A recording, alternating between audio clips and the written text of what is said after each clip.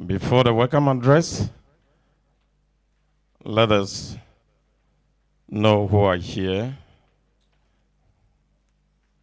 by way of introduction. After the introduction, we'll take an opening prayer, and then we continue as on the program. Tamale as diocese, or Tamale province, ecclesiastical province. We begin with Tamale as diocese. Let's see by hand, or let us just acknowledge those from Tamale Archdiocese who are here. So let's give them a hand. Damongo Diocese. Damongo Diocese.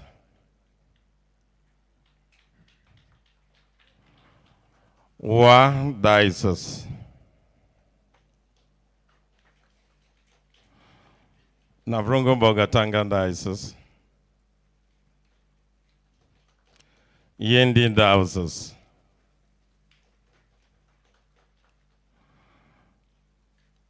Kumasi Ecclesiastical Province.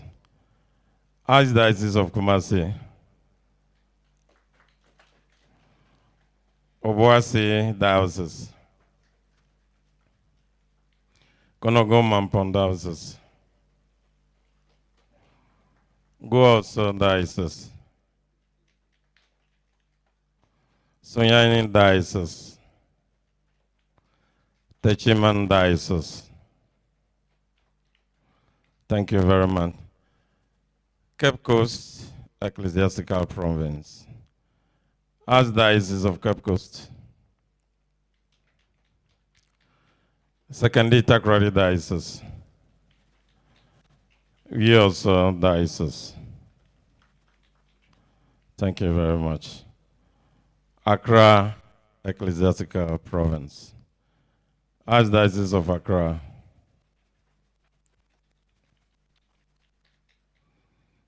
Diocese of Ho.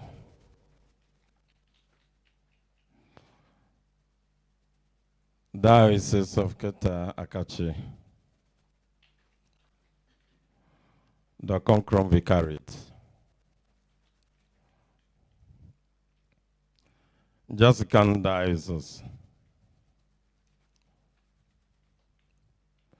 Kofrudia, our host, diocese. Kofrudia, are you alone? You can't be alone. Where are the rest?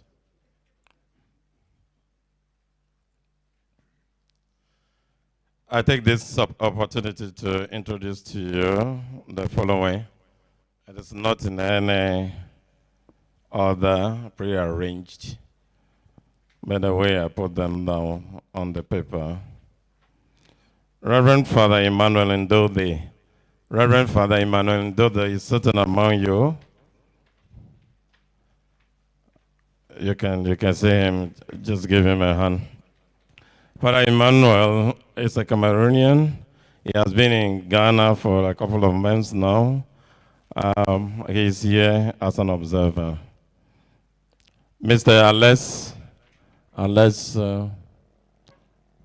Alex is the IT manager of the National Catholic Secretariat.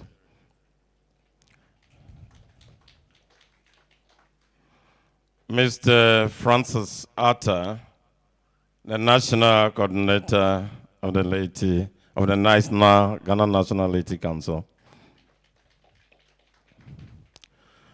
Mr. Dennis Sasarku, the General Secretary, Ghana National Catholic Youth Council. Very Reverend Father, Very Reverend Father Gabriel Kojovi Liasieji, the Executive Secretary and also Head of the Department of Pastoral Ministry and Evangelization.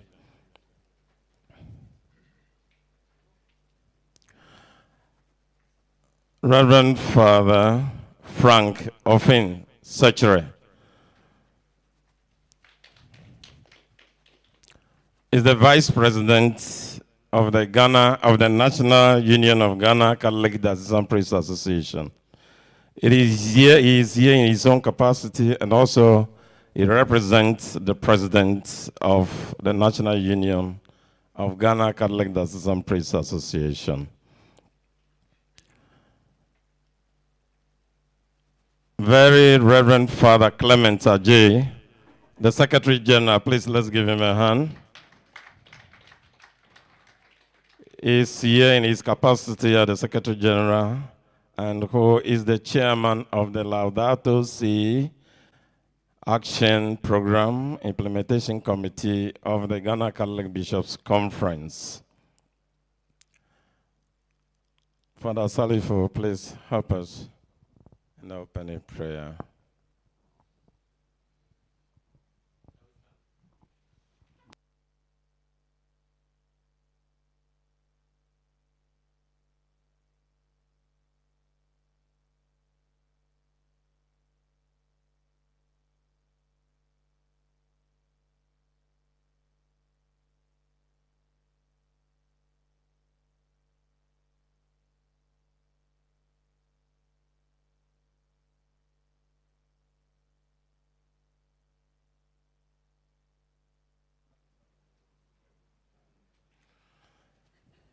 I reserve some introduction purposefully for the appropriate time. The practical implementation of Catholic social teaching in the Catholic Church is the reason for which we are seated here. It is for us to learn something about the principles and values of the Catholic social teaching, and lens through which the Catholic Church analyzes the social order in the world, and also provides solutions as to certain actions. The data available to us, Ghana generates so much plastic waste in the country, and it's only about 5% that is recycled. And so you can already see the damage that we are causing to our Mother Earth. The Mother Earth that provides us with clean air, our livelihood, and the opportunities that we have as human beings. Yet we render it as nothing before us. The economic power in the world, the technology, and all that we do should be enhancing the environment. But unfortunately, these other human activities rather do not enhance the growth and then the clean environment, the Garden of Eden God has given to our first parents, which we have also inherited, which we call the Earth, the planet Earth. My beloved friends, we are here today to reflect on this. It's going to take us throughout the day. We can all faithfully regain time when we obey instructions and when we live according to time. Let us therefore feel comfortable here by inviting very Reverend Father Clement Ajay Esquire, the Secretary General of the Ghana Catholic Bishops Conference, to give us the welcome address. Thank you very much.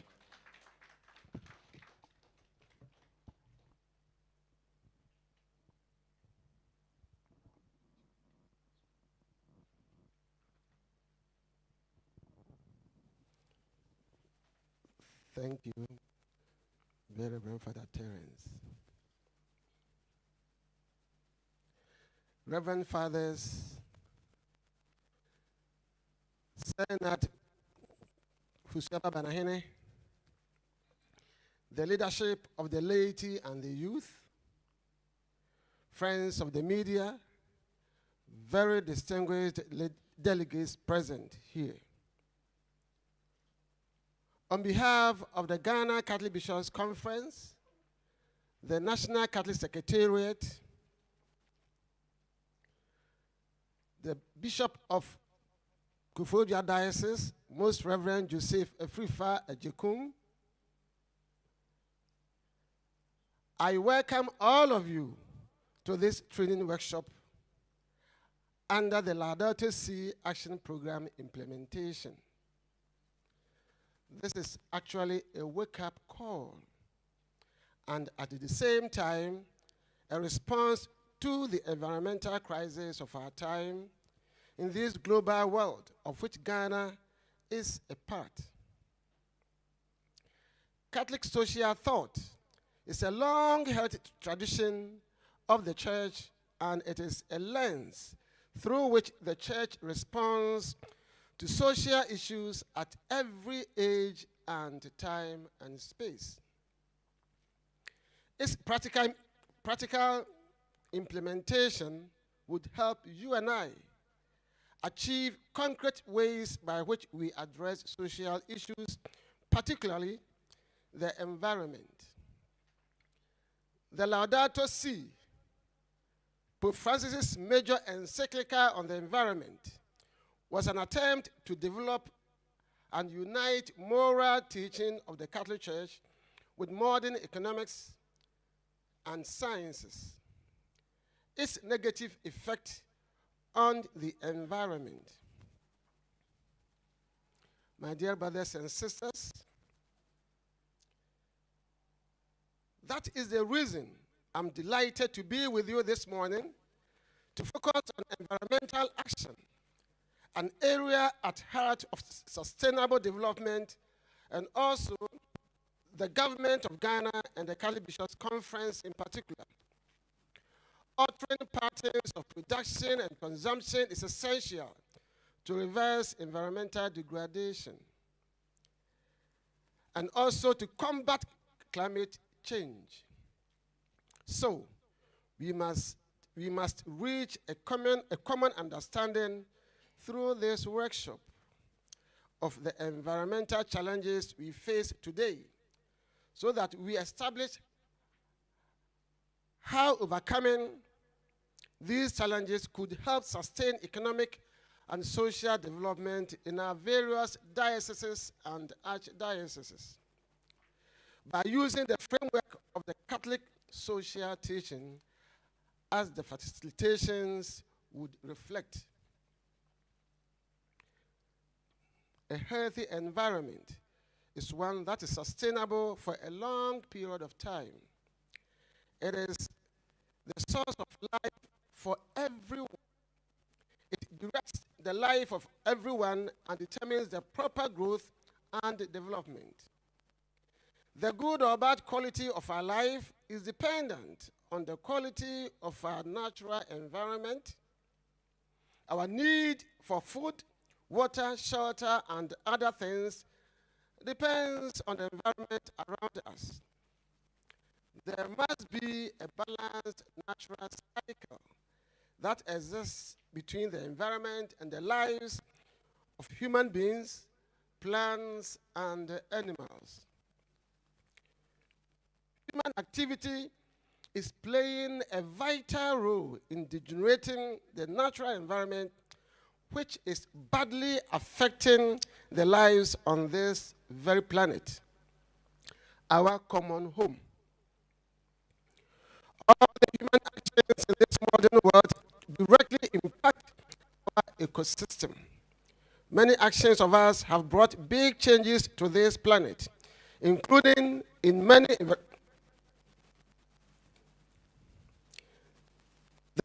harmful effects of human activities on the environment. Some of these are pollution, overpopulation, waste disposal, climate change, global warming, and the greenhouse effect, to mention a few. The major reason that poses a serious threat to our environment is the harmful gases in the air. The uncontrolled use of automobiles has increased their effects, which in turn emits harmful gases like carbon monoxide. The electronic appliances like our air conditioners and refrigerators also contaminate air by discharging harmful substances into the environment. The diverse effects of these gases is causing air pollution as well as global warming. Increasing demand for technologies and industries is another important factor. On our part, the infamous illegal mining, lumbering, and sand winning, among others, are just not acceptable.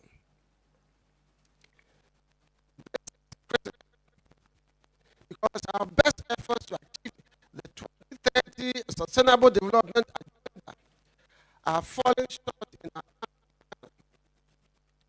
The health of our oceans has deteriorated since the baseline in 2015, with more than 40% of coral reefs and 60% of coastal mangroves lost. The production of natural habitats has weakened, and seemingly the fight against illegal mining and other social-related actions are recording net losses in natural forests. We live in the most resource-intensive region in the world. The minerals and other unmerited gifts of nature. Till now, Ghana recycles only 5% of its plastic waste each year. Rapid urbanization and the consumption of an emerging middle class has led to an increase in material demand. Due to all the above human activities, our planet has reached unsustainable levels and is actually weeping.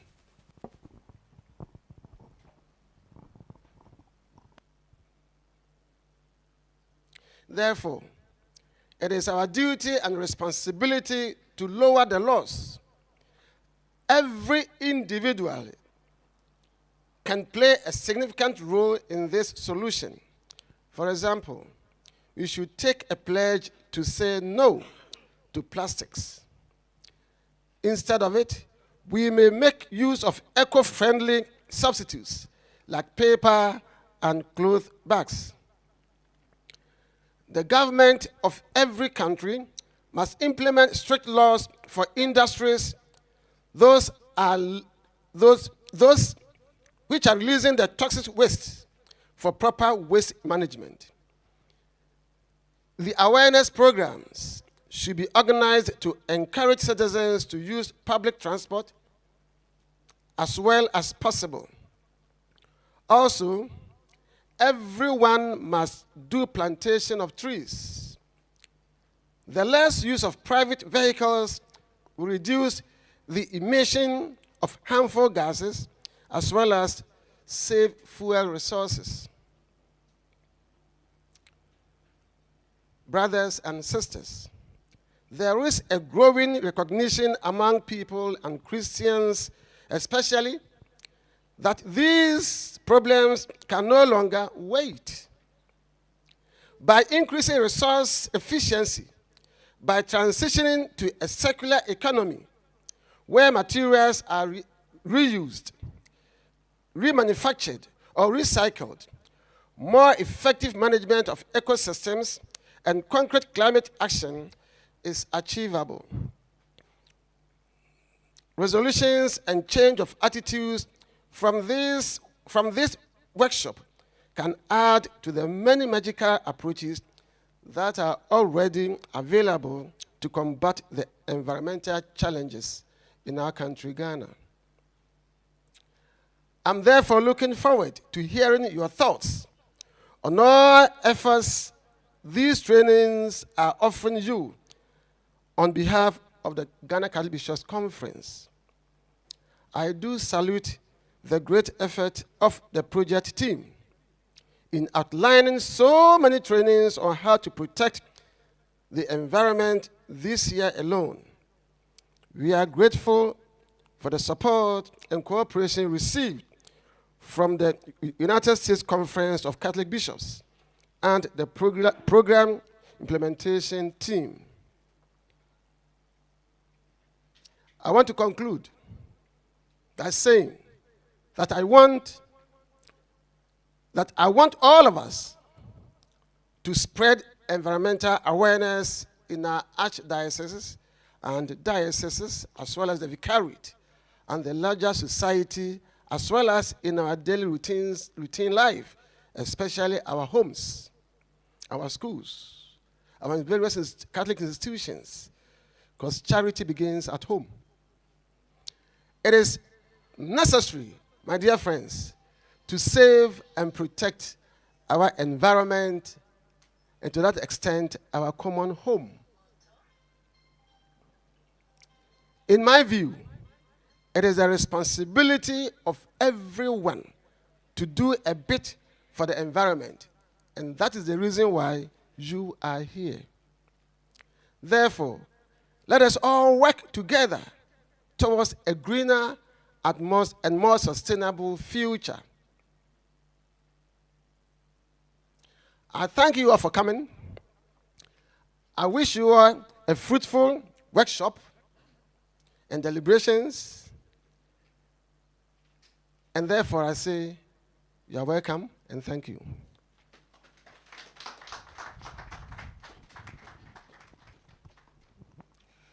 Let's make it a greater one. Let's give him a round of applause to the Secretary General of the Ghana Catholic Bishops Conference. I now feel confident, and I do know that you all feel confident to begin this session or to continue this session. I am Father Edwin Terence Ajema, the Director of the Center for Human Development. I'm one of the facilitators. We will take the first session, but before we do that, we kindly ask the team from Accra seated in front and distinguished personalities seated at the front to kindly take your seats at the front or among us. And then we get a place organized for the first session, the first presentation. Thank you very much. Let's give them a round of applause as they resume their seats.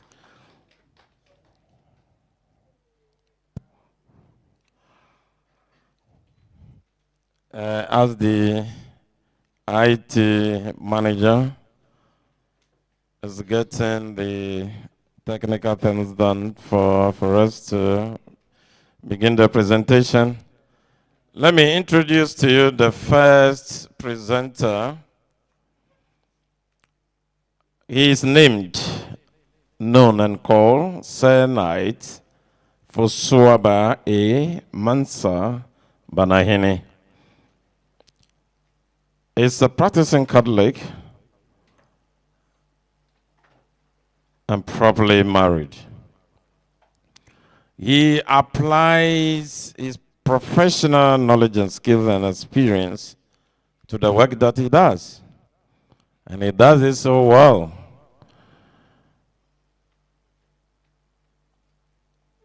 He has Master of Arts degree in political science and also Master of Arts degree in international affairs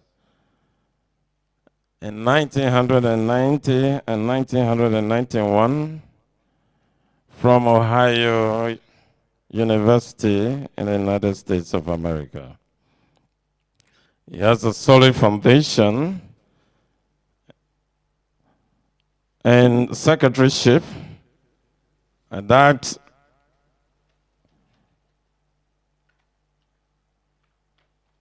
granted him Bachelor of Arts degree in secretaryship from the University of Cape Coast, Ghana. He has so many diplomas and certificates. I put that on the page already for you, a short resume, so you can read through his resume. But let me add the following. He was the chief of staff of Mensia Palace, Kumasi, 2009 to 2011. He's well noted globally and in Ghana as the administrator, Ghana Education Trust Fund, GET Fund, from 2001 to 2009. To my heart, and dear to my heart and to all of you, he served the church and the Catholic Diocese of Kumasi as the Diocesan Development Coordinator from 1981 to 1987. He was also, and he's also a teacher. He taught in many schools. Other experiences are credited to his name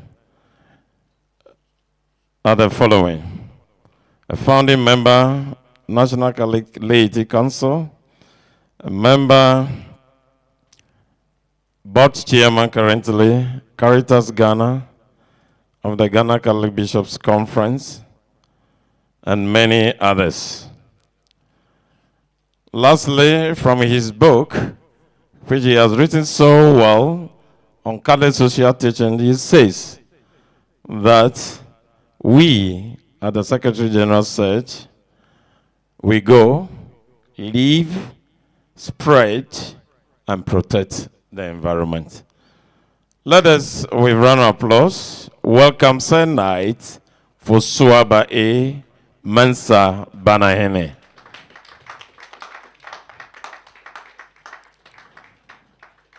He'll be reflecting with us on the practical implementation of Catholic social teaching for all of us.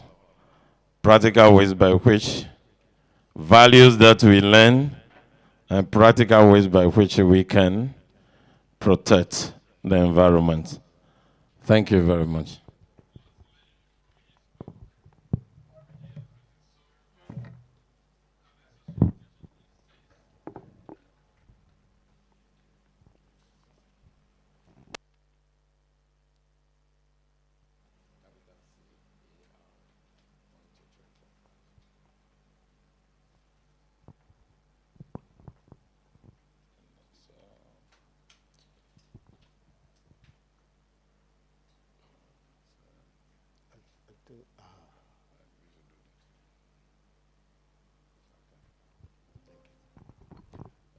Thank you very much, Father Terence Ajima.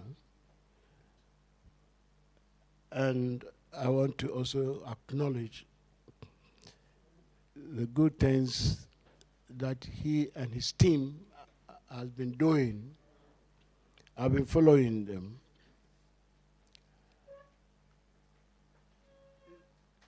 And it's also heartwarming to see the Secretary General here with us. When Father Terence told me that they have decided that I should come and speak on this topic, I was suspecting that he was going to write to me.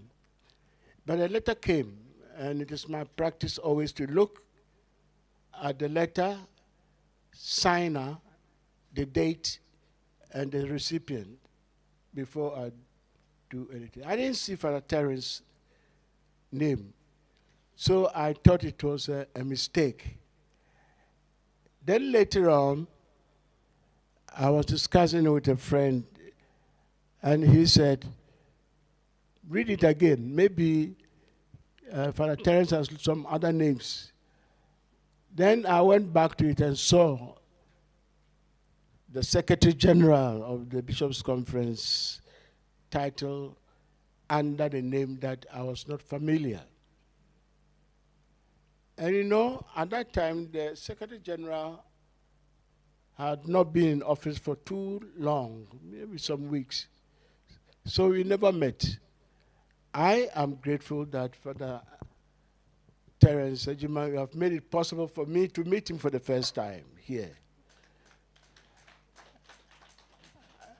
It is also my pleasure to acknowledge that some people I've known for some time in my life, and have not seen for a while, are here. So it has been a pleasant morning for me also to exchange greetings with people that I've met before.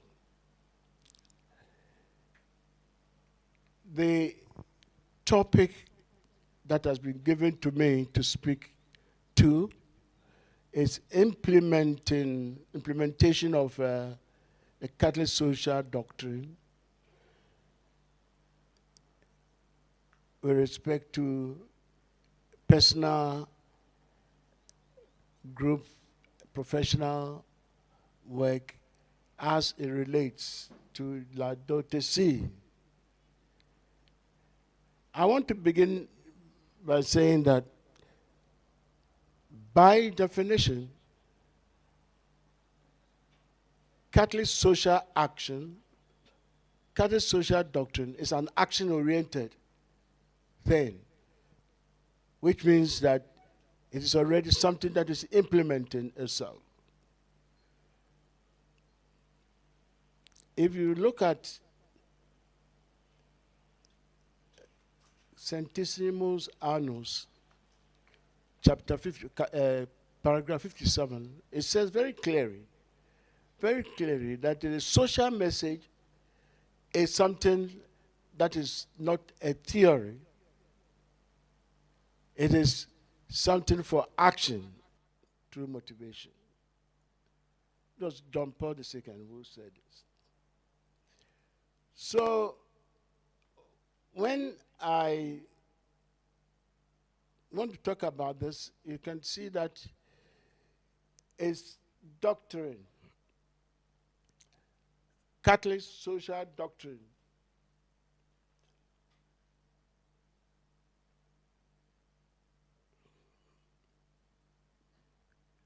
Where is medicine over there? Catholic social doctrine.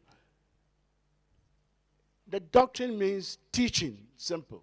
It's a teaching in the realm of society. That's why we have social. And it is from the Catholic Church.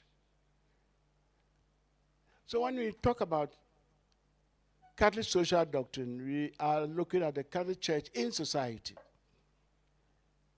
And that gives me maybe for some kind of exciting feelings. This is not coming.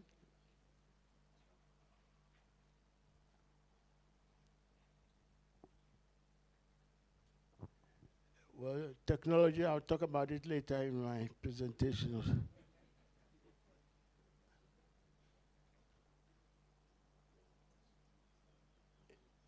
Yeah.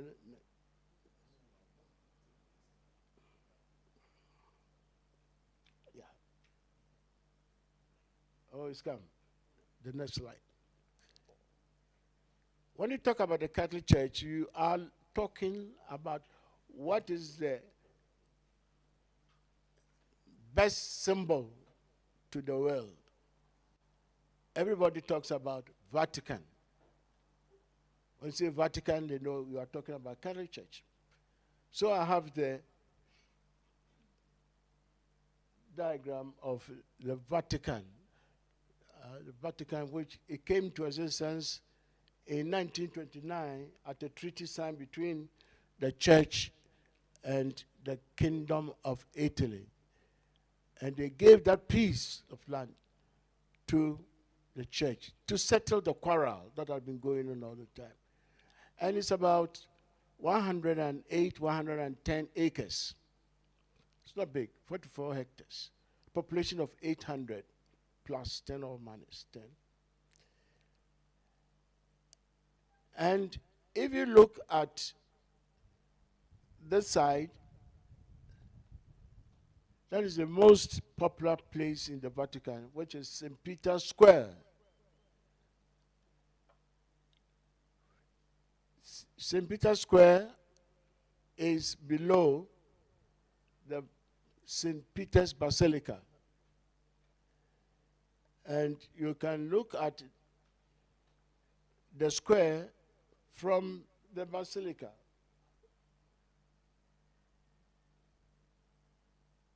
Sehud.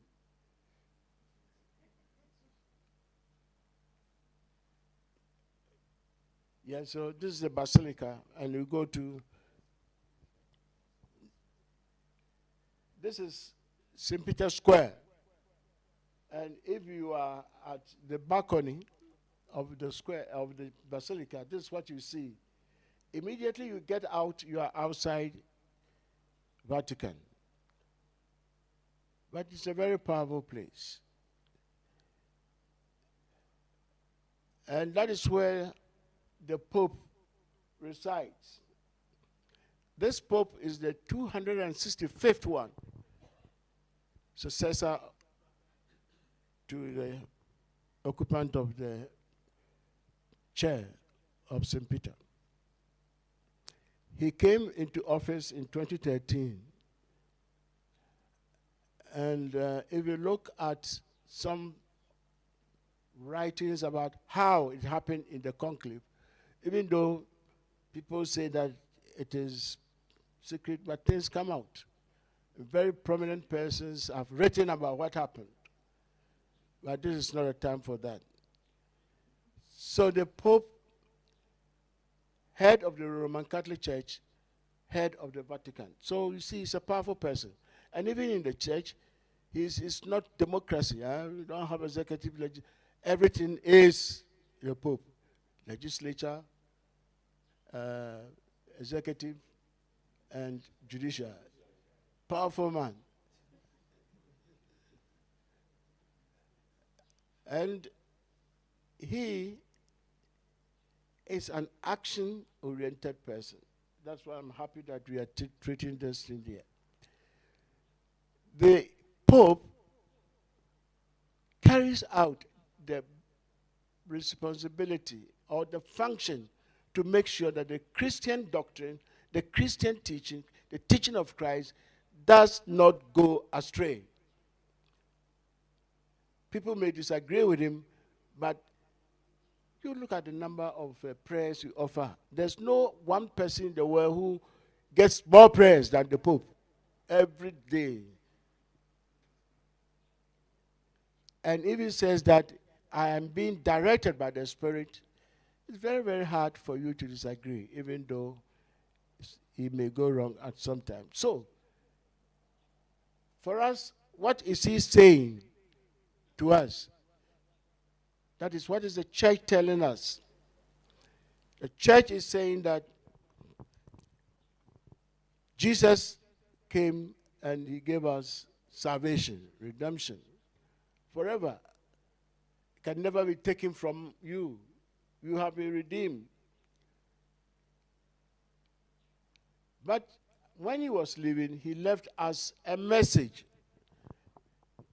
And it is that message that I want us to concentrate very well today. There are so many messages that we can talk about. But if someone can read from the Bible for me, look for 18:19. Look for 18:19. The Spirit of the Lord is upon me, because he has chosen me. Sorry, I begin. The Spirit of the Lord is upon me, because he has chosen me to bring good news to the poor. He has sent me to proclaim liberty to the captives and recovery of sight to the blind, to set free the oppressed, and announce that the time has come when the Lord will save his people. Thank you, Father. He has been anointed. He has been anointed. So he's already a person for sanctification. But that one we understand very much because our priests and bishops have been telling us this for so many years. But the message says the anointed said he was going to do something to a particular set of people. People who are in need. And so you will see that if you're going to preach, that's what we call evangelization. The Catholics, we didn't use evangelization until somewhere in 1930. When I went to school, I never used the word evangelize because it was not part of the curriculum for church. The language was not, that the Protestants were using it all the time. But now, we are using it. So he's coming to preach the good news. That is evangelization. But he's also going to do something to a set of people. The blind, the deaf, the this, that. In the teaching of the church, we put all this under charity. Under charity. So what you get from Luke 14, Luke 4, 18, 19, for me, two things, evangelization and charity.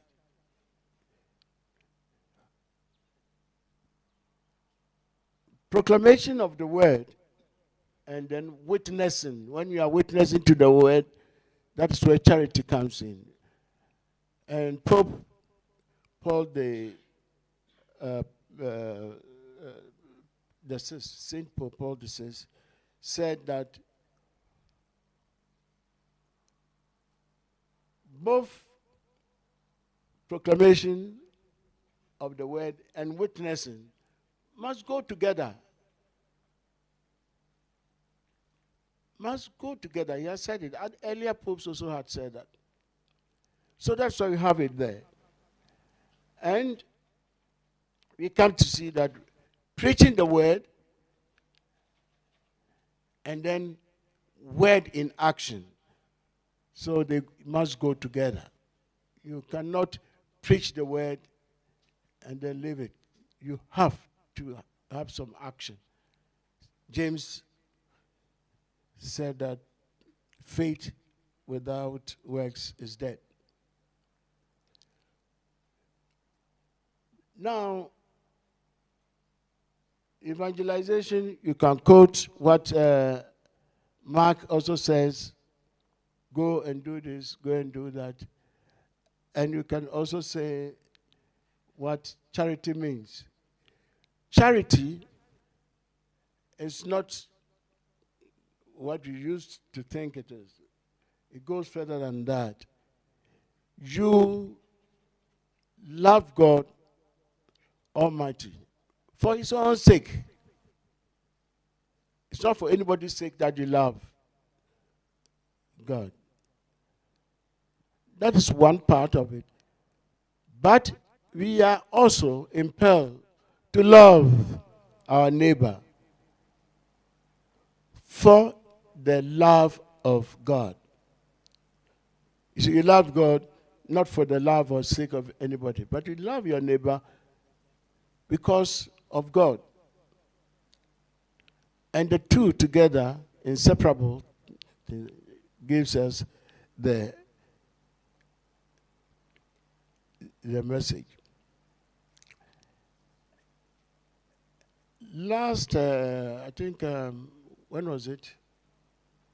3 years ago. Is it 3 years? Maybe 3 or 4 years. Pope Benedict XVI said emphatically in his encyclical called Spe Salvi that the gospel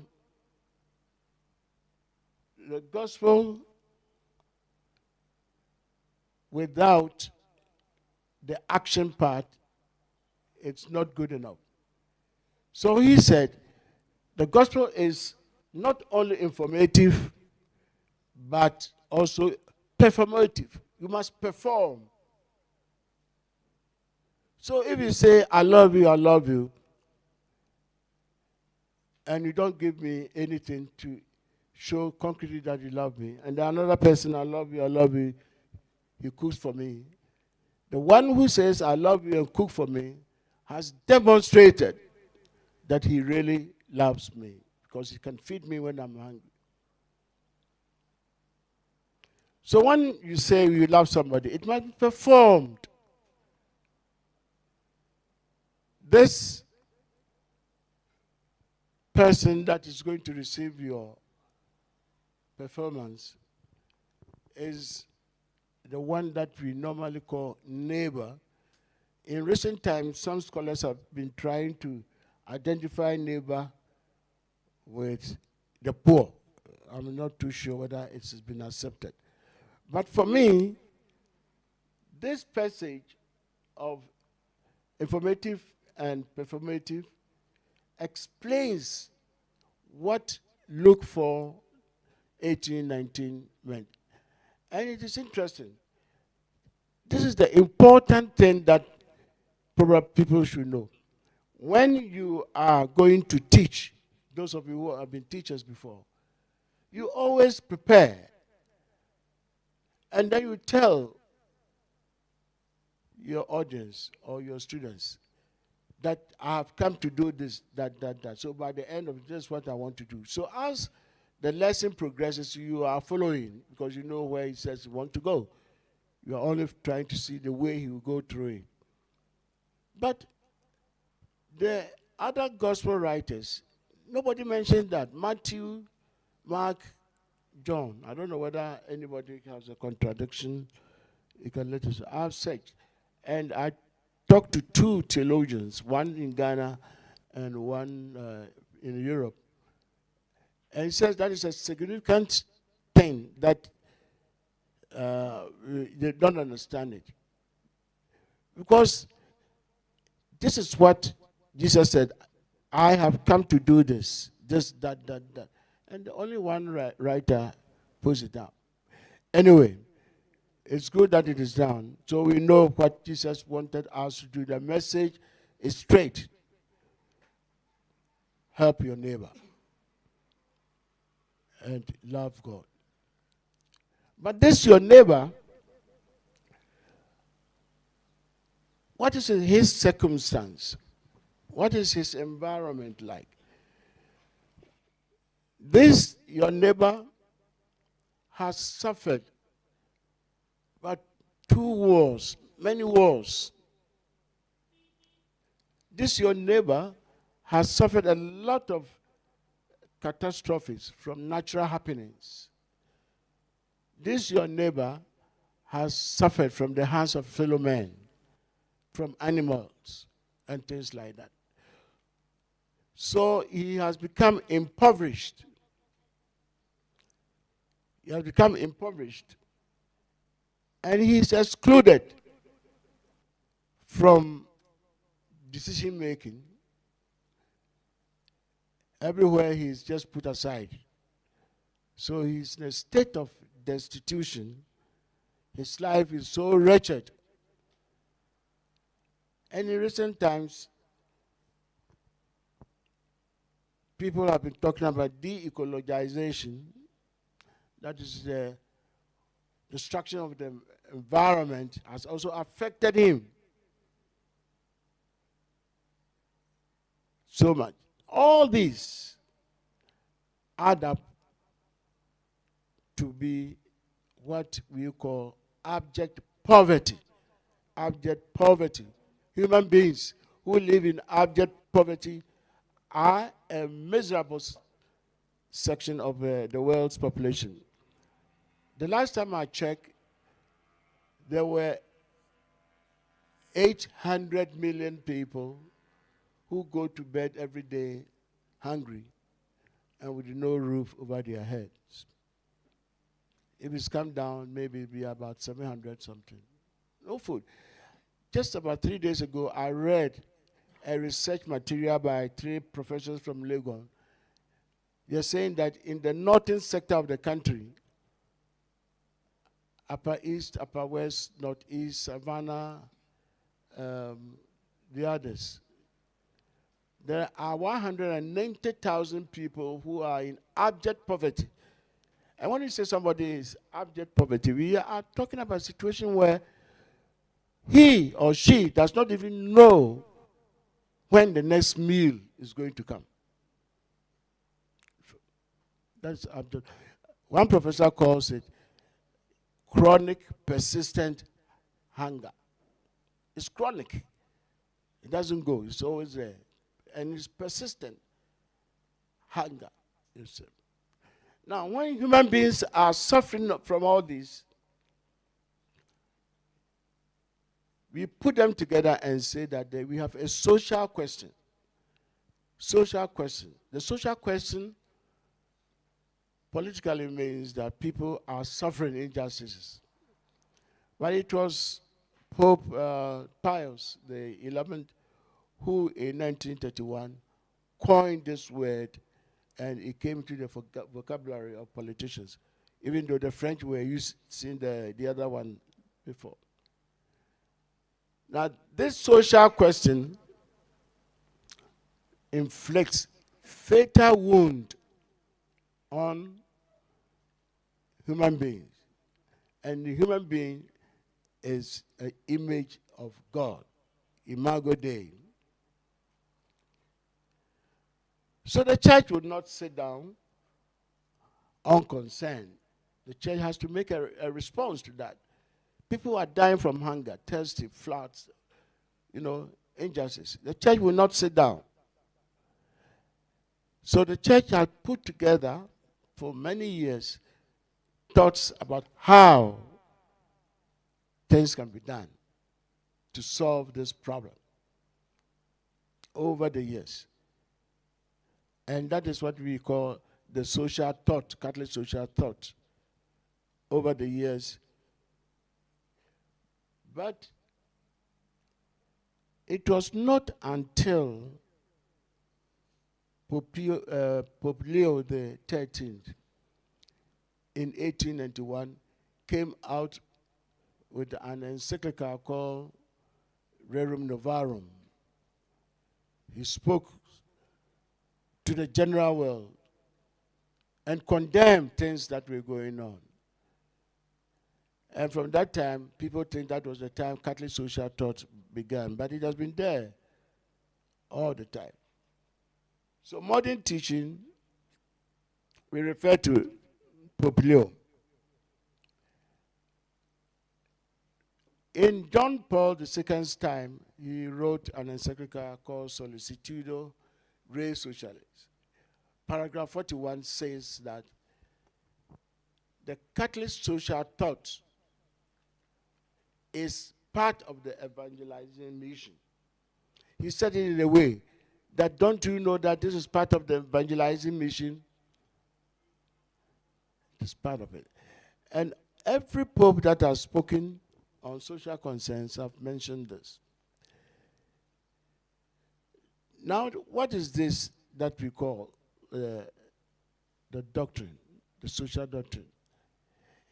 Why do we have that teaching? We have that teaching because of what I said. The ills of society, the injustice going on, must be addressed. And the church will not sit down for others to do what he is not doing. And what is it? It is a body of teaching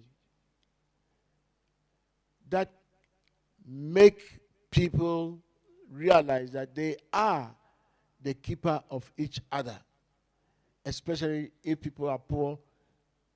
The body of teaching called the social doctrine will push you to go and help.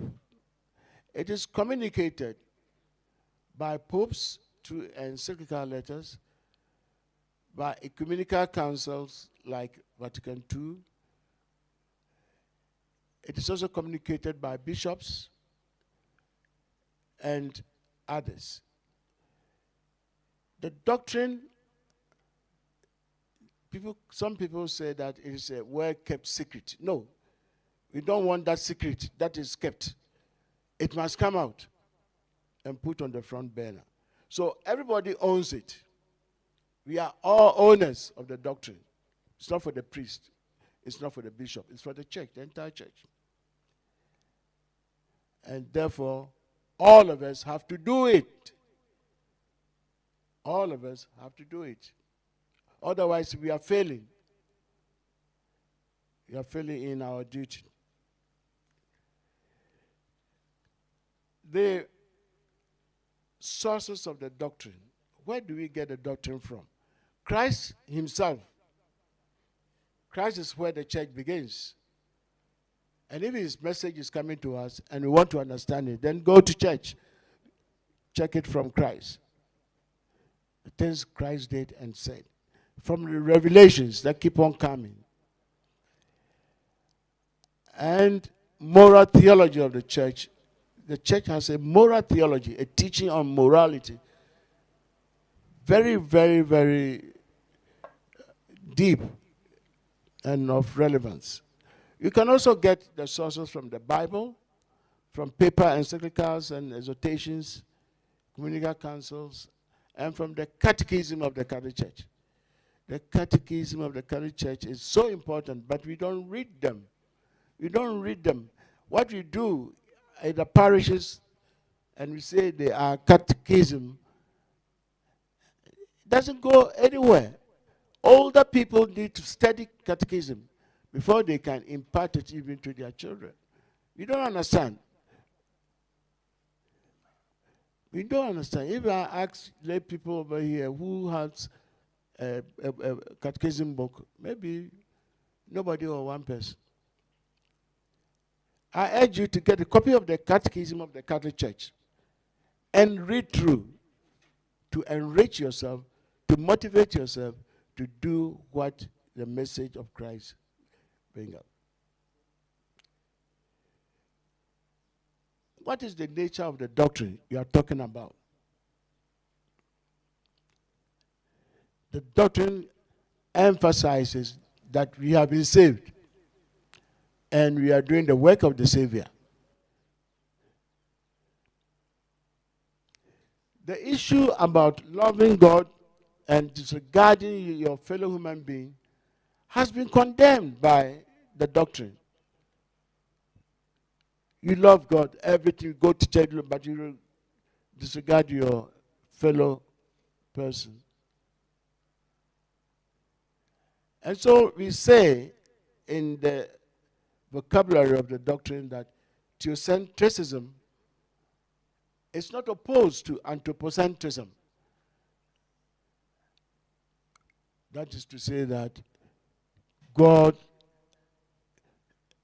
can be worshipped through our works for our brothers and sisters.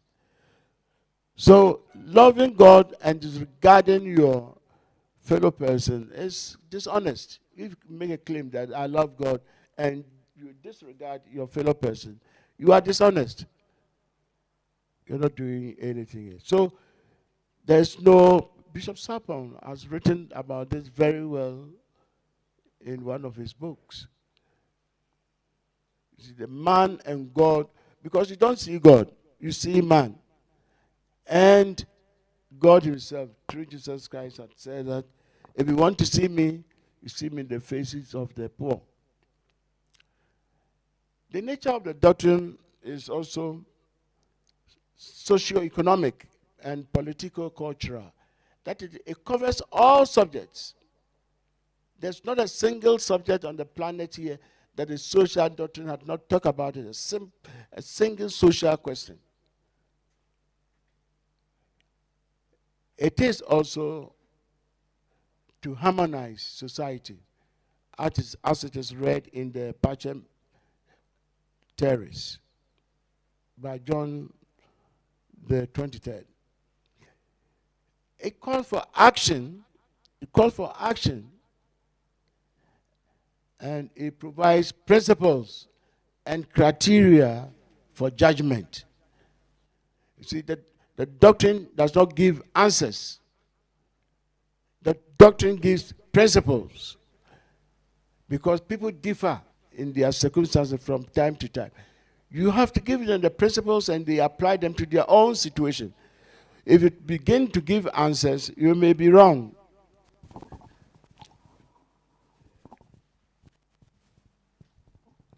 Hello. Please, I can see many people very busy writing. Please, the slides will be given to you. Just write what you want to take away, the takeaways, things that you want to remember. The slides, every presentation here will be put on the platform. Kindly have the platform, have a quick look at the platform. The platform is created for us to share ideas and thoughts, information. So if anything you want to drop, just drop it on the platform. The project team is on standby to answer you immediately. Please, thank you.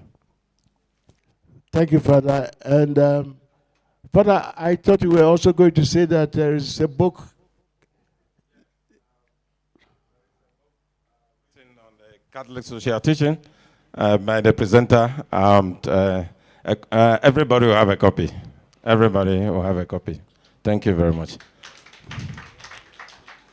So just listen to me and look at the diagrams. You would be following everything. Now, it provides principles and criteria for judgment. So you look at the principles and the criteria, and then you apply it to your situation. Somebody in Nigeria will use the principle to draw up a set of program different from yours. So it depends upon your situation. But the principles are there. It is one teaching. It is one teaching. The Catholic social doctrine is only one teaching. The church has several teachings. Catholic social doctrine is one. Therefore, do not say Catholic social teachings. No. Don't say it in the plural. Catholic social teaching. See, when the Secretary General was making the presentation, he said that very clearly, Catholic social teaching. But some people add S, because there are so many things. It has many parts, but it doesn't mean that there are many teachings. No, the church has only one social teaching. It is not an ideology like liberal capitalism and scientific socialism. They are ideologies ruling the world. The Catholic social teaching is not an ideology. It is not a third way. It's not that I'm not for MPP, I'm not for NDC, so I am this. No, you are not a third way. What it means is that it is something that can be used by everybody, irrespective of your political leaning. But it is abstract. It is abstract and dry. If you try to read some of these documents, you become tired. It's abstract and dry. And it's controversial. It says things that you think may be wrong, but they will be staying on the same platform. And difficult language. Difficult language. There was one, I don't know whether it's Lumen Gentium, one of the Vatican documents. I could count 14 lines without a full stop. That is one nature of the documents on Catholic social teaching. But above all, putting everything aside or together, the teaching calls all to love and to serve. Calls all of us to love and service.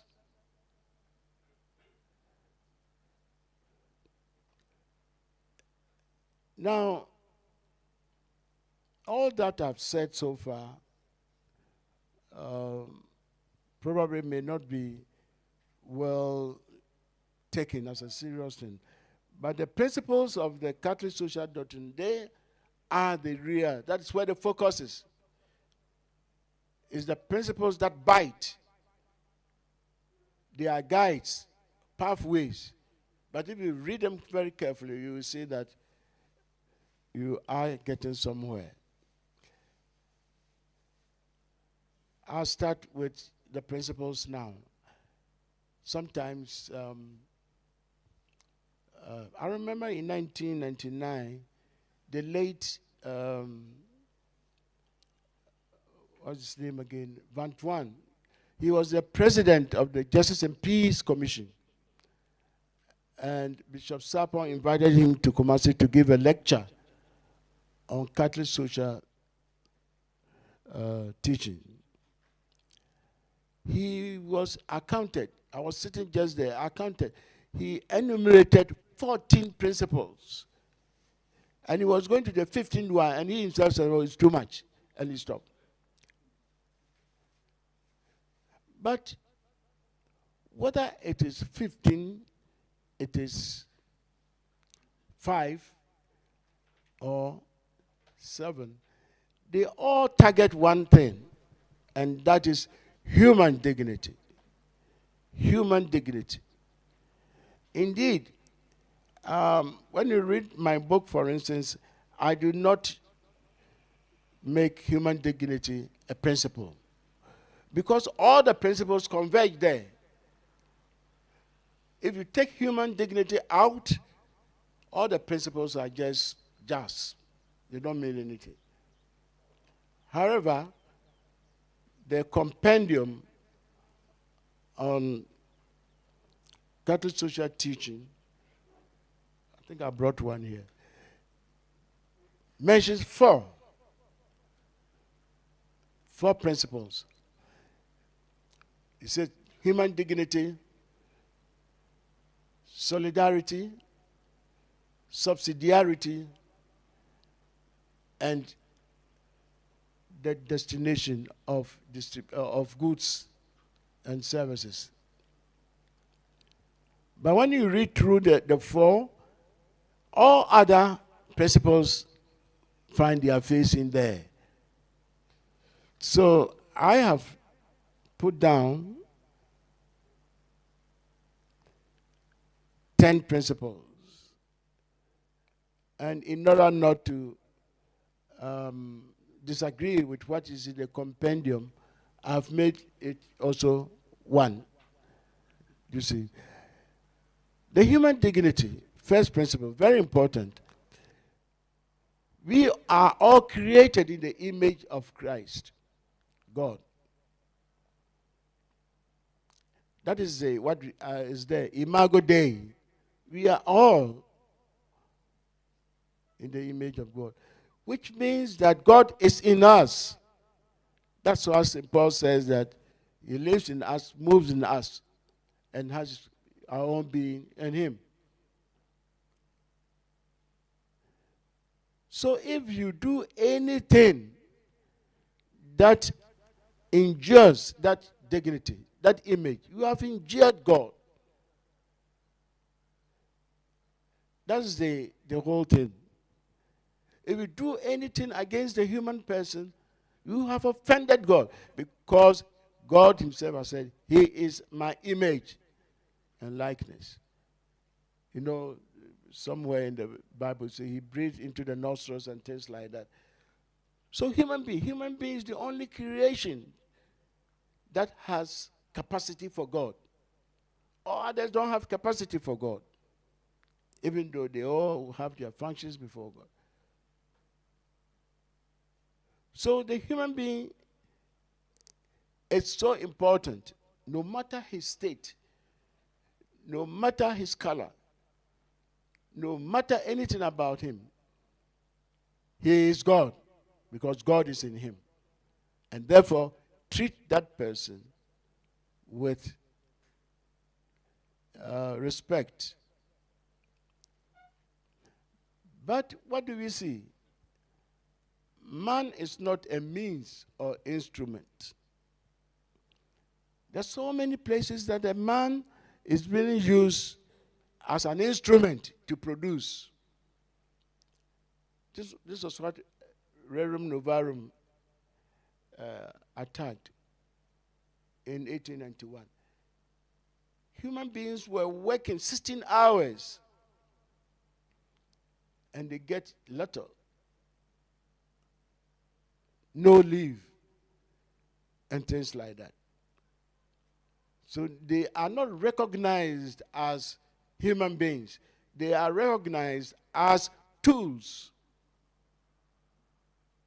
That is the thing about it. So the teaching here is that do not make someone appear to be as a tool in your hands.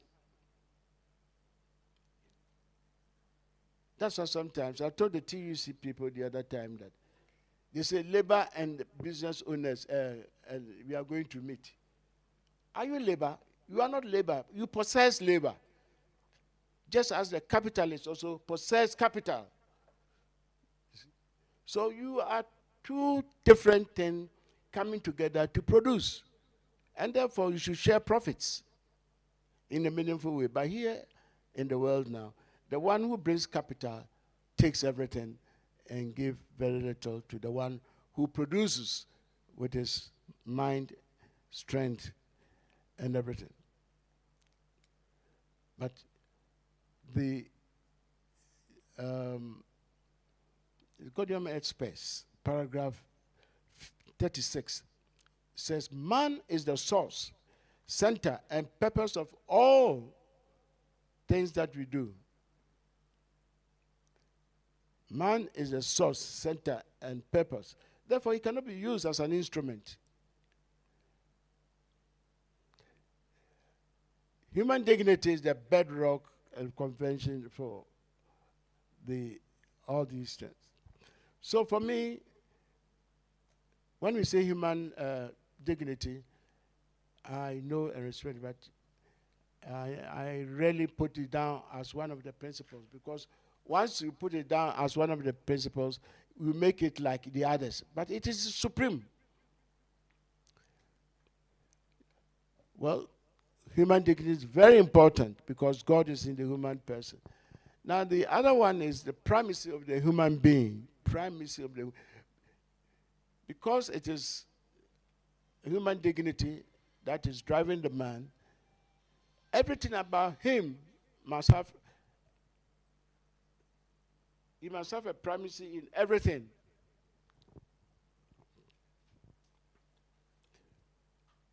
You must give priority to ethics over technology.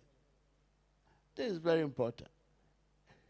People can be sacked from their employment because a new technology is being used to do the work they are doing. Therefore, they will have no source of income. That is unethical.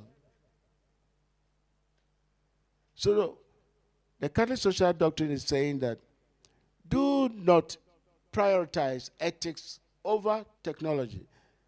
And know that there is a superiority of spirit over matter. The spirit counts more than matter. The spirit in us counts more than the matter, which is the frame of our body. So if you are treating somebody in such a way that he is being reduced to matter, you are injuring that person's spirit and therefore injuring the Spirit of God. Labor of capital, I mentioned it. Labor of capital, it's very, very, if you go into some of these balance sheet of responsible companies, you see how much money people are earning, and all that they do is to put money in there. The person who goes and puts the wheels on his shoulder gets peanut. The Catholic social doctrine is saying, this is not fair. Change it.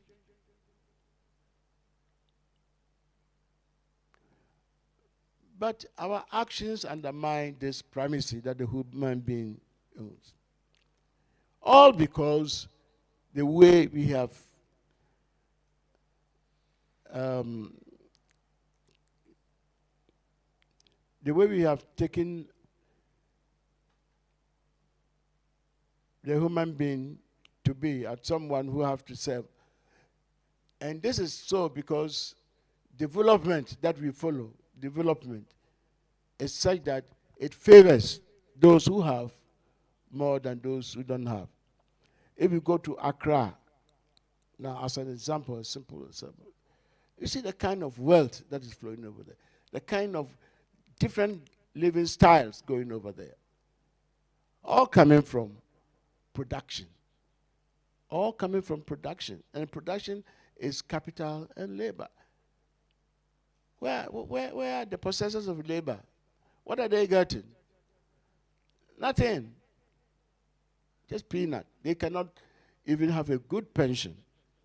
And people have. So we have to redefine development in our society. It's calling for a redefinition of development so that you have a community of people who jointly own. The other one is common good principle. It's very important because all persons, just as we said about human dignity, all persons deserve complete and total development. All persons. It's not just a few people that we get. No. Common good is defined as the sum total of conditions for social living whereby people are enabled to more freely and fully achieve their own perfection. That is a common good. So all this, the sum total of conditions include wealth, should be such that people will be more freely and fully pursue their personal development and achieve perfection. No one should be left behind. No one should be left behind. That is, if we have a new mentality of development, people will not be left behind. And there will be no discrimination. The government, the Bishop Conference of England and Wales, they have one. They came out in 1995 to say that the common good is like multiplication sum. If one element is zero, everything is zero. So that was what they are thinking. 100 times 0 is 0. 10 times 0 is 0. If you go to the primary school, that's how some teachers do. They will mention and the children will answer 0. 0. You see? Human beings are not tools.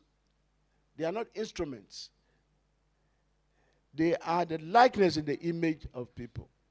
And therefore, they count. That is why in the Bible, the shepherd had to leave the 99 to go and look for one. They count. And the common good also has a complete advice for governments. So we should pressure governments to adopt this principle of common good because money is in the hands of the government.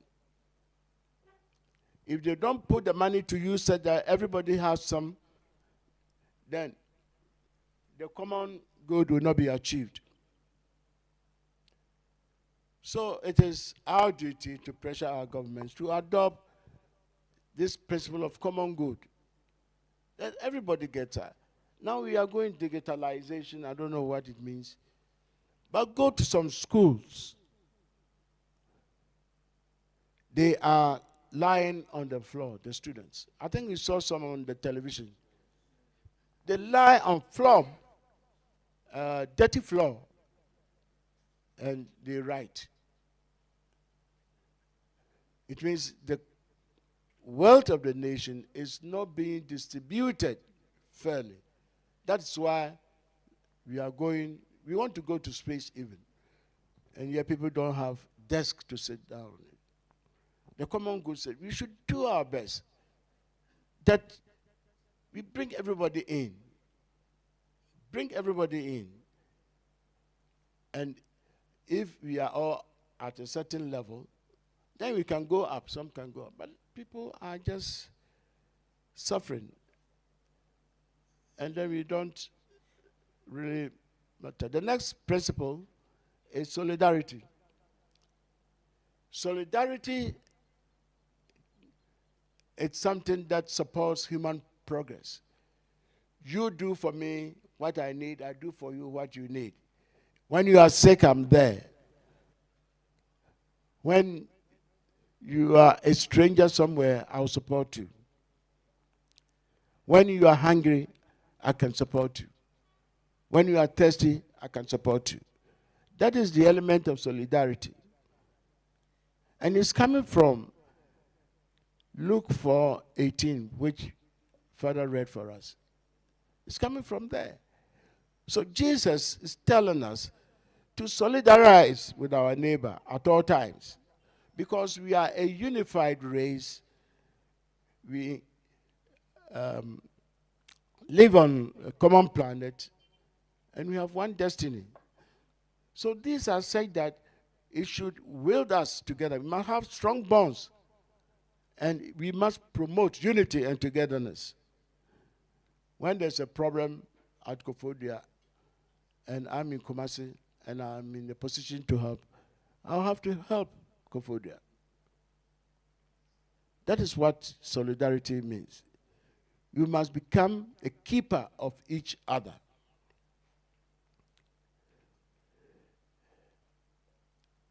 It also means that you don't have to push for individualism and collectivism. You see, this is part of the ideology thing that I said, that this is not liberal capitalism, this is not scientific socialism. Individualism, which is very rife in American situation, people want to shoot themselves up with their knowledge. They shoot themselves up, and they do not want the community to benefit from what they have or what they have gained. The doctrine says, no, what you have must also help others. Share with them. Share with them. So individualism is not, because it doesn't promote justice. Collectivism is like a scientific socialism, which means that, no, you cannot continue with what you are doing. Wait for all of us. We are coming. That is also not good enough. Solidarity doesn't mean that you have one big entity, one thing, one president, millions. No, it doesn't mean that. Solidarity means that even smaller ones can come together and share what they have. Economy of affection, communitarian ownership.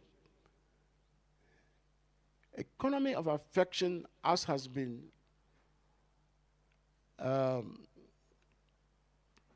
given us by the giants, like somebody like Gatum.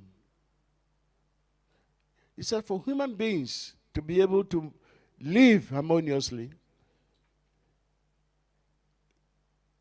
we must have an economy of affection, which is, I'm able to come to you not to take anything, but come to you with love. And I must see that I'm in a community. So everything in the community is communitarian owned. So we say communitarian ownership. That word koinonia is used to describe it. Communitarian ownership and feeling for everybody. Diversity and uniqueness is also promoted. We are all different in terms of our knowledge, in terms of our abilities. We are different. So we tend to have unique things, and we are diverse in many ways. But it is also rich for solidarity. Because when we are come together, we bring all the gifts. That is why some scholars say that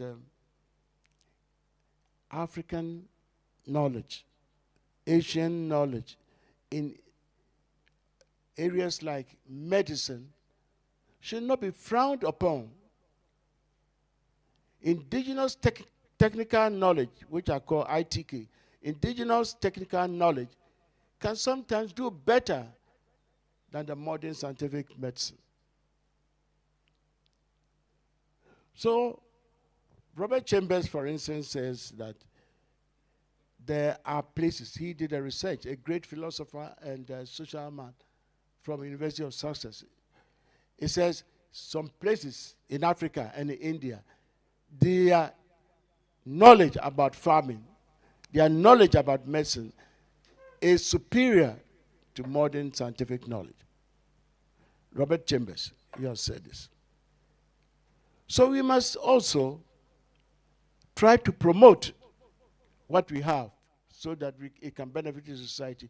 But we should not frown upon them. We must become each other's keeper. Now, subsidiarity. It dates back to 1931 when Pius XI issued an encyclical which said that local people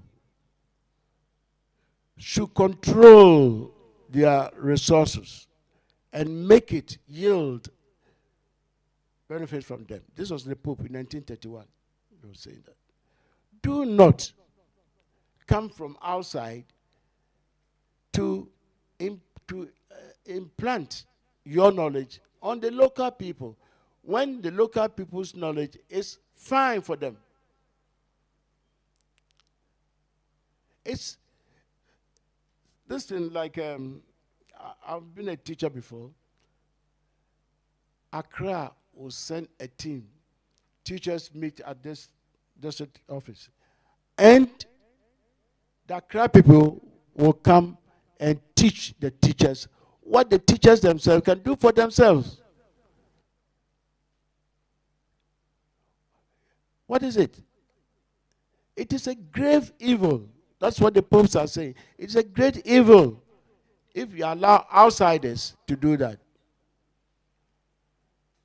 It's a disorder. And it's happened every day. Every day.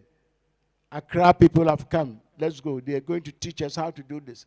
That's why I didn't like the situation when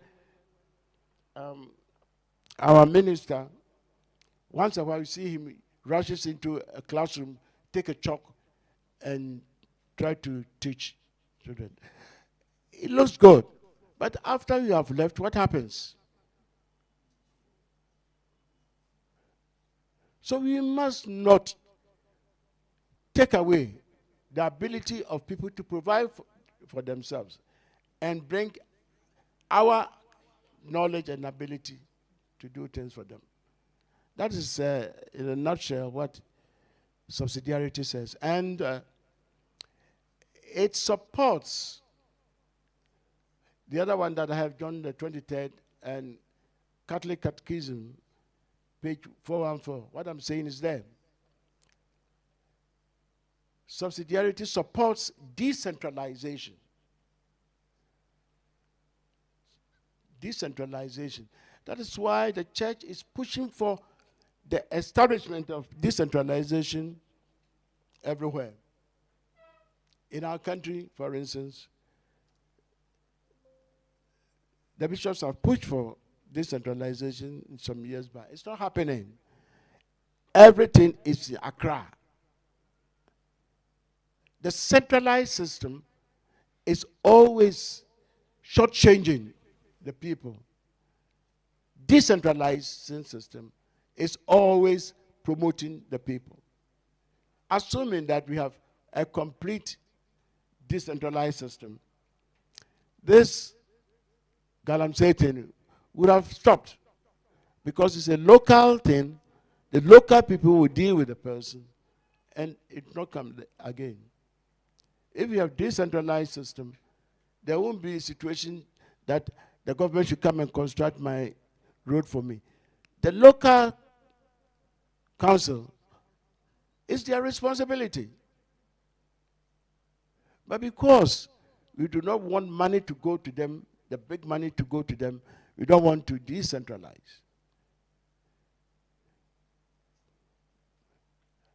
And then subsidiarity is saying technology from outside should be well monitored.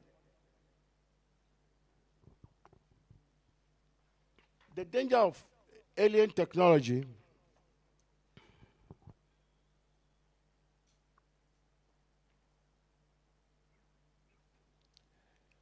the area of alien technology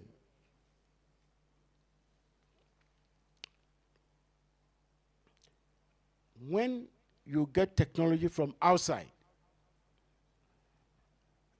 and you use it, it is coming behind it, unseen. It is coming with its culture from where it is coming from. So your continued use of that technology over a period of time make you subservient to that culture. It has been proved by scientific studies. They bring it from India, and they bring their own people. They bring the spare parts.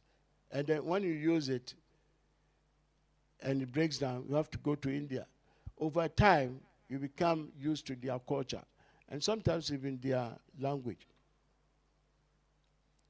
Alien technology should be well monitored anytime that subsidiarity saying that you should not be doing that.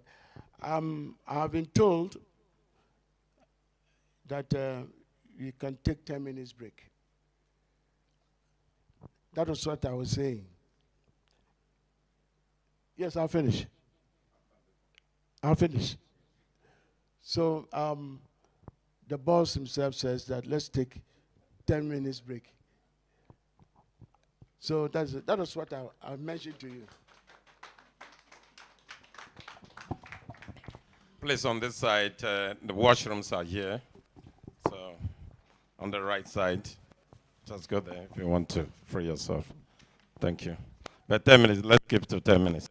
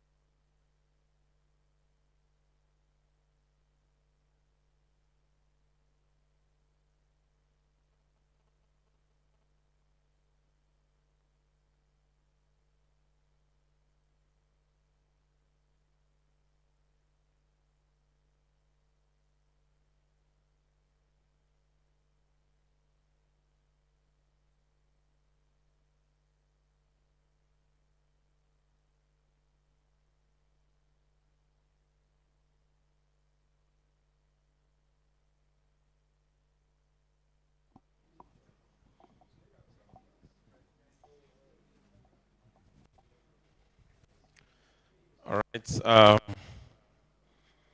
think it's enough. You can begin to reconvene. So time up. So let's reconvene.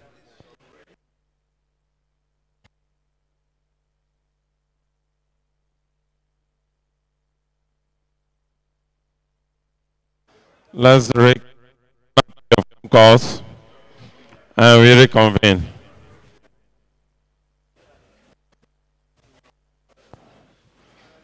Let's reconvene, please.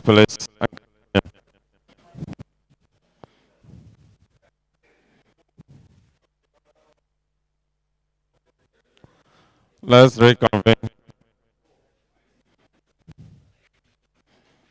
Time, time up. 10 minutes. We continue.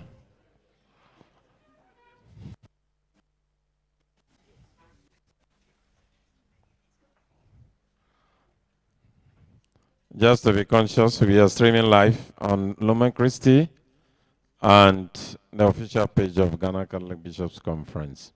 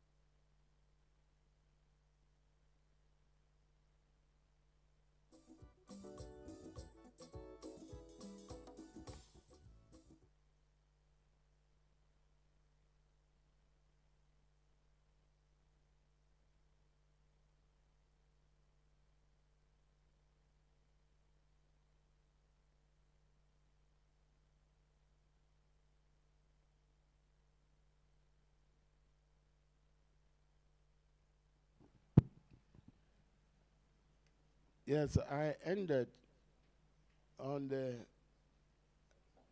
subsidiarity and said that there's a danger in foreign technology. You must be careful. Because, as Father Secretary General said, that this seminar is part of the Laudato initiative. This whole thing is being done, so that it can be part of that initiative. I want us to jump from slide to slide 10. Sustainable ecology.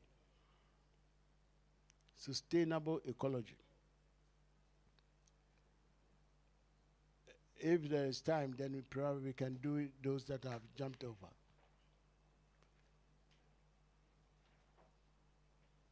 Ecology is the entire creation of God. The sea, the clouds, the air, the human beings, plants and animals, the soil, everything, the ecology. So we can have human ecology, we can have animal ecology, things like that. So human life is part of the cosmos.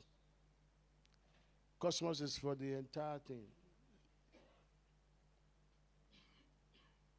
And everything that has been created has a purpose. Even if it is not realized at this time, in the future, people will find use for it. So we say that we are all, together with things, all beings of natural world. Beings of the natural world.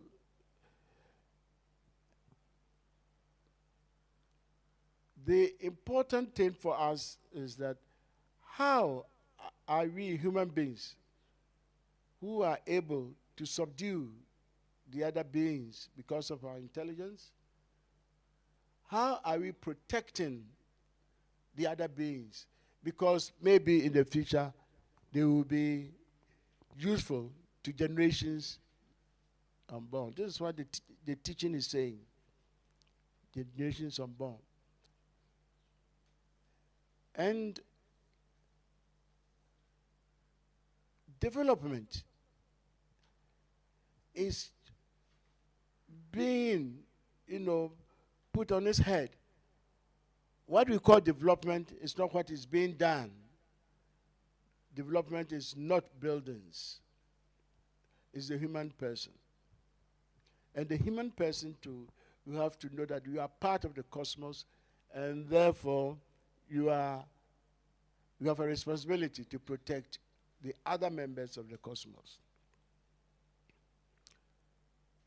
So the church has defined what development is, but it has not been taken up by civil authorities. Until 1991, UNCED, United Nations Convention on the Environment, took place in Brazil, Rio de Janeiro. And there they tossed among themselves. Everybody was there. I remember Ghana was represented by Ben Guri. Ben was at the secretariat. He was in Banguri. He represented the church in Ghana. There was difficulty in arriving at a definition. Others like Denis Goulet and so many philosophers, and they have defined what development is. In my book, you'll get idea about the various strands of development definition. Then at that Agenda 21, that's what they call that meeting, Agenda 21, somebody initiated a kind of thinking, and everybody accepted it. So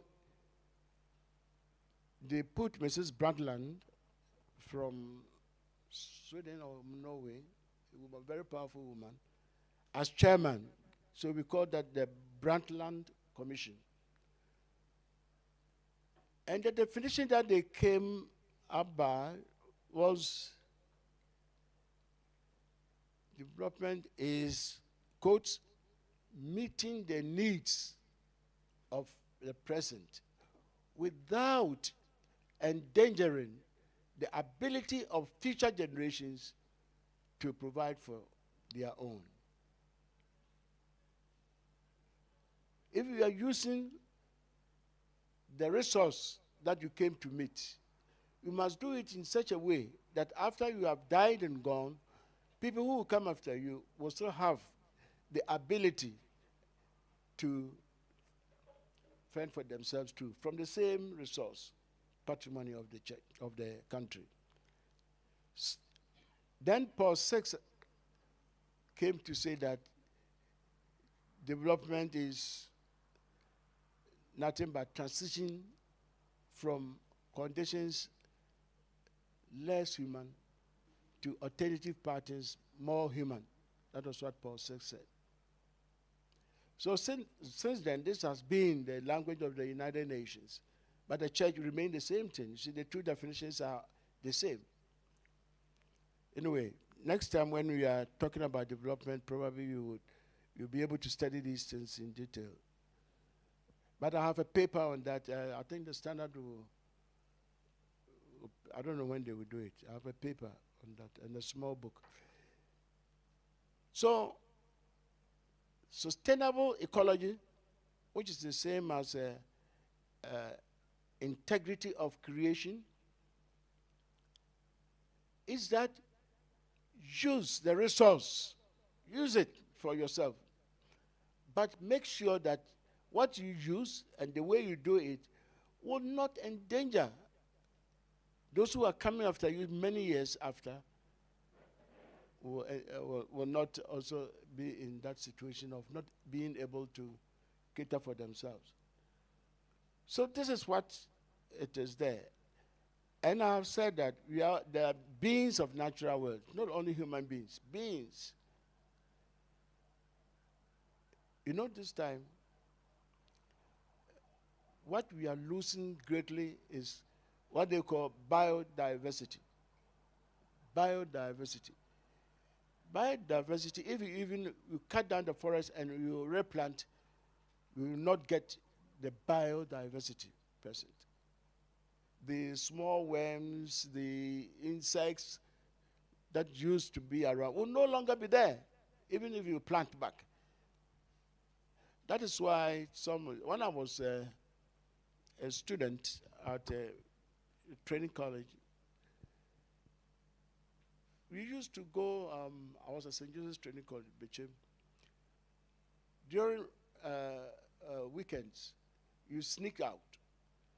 And if you go on that road to Tachimantia Road, you just branch there, you see snails, lot of, and then mushrooms.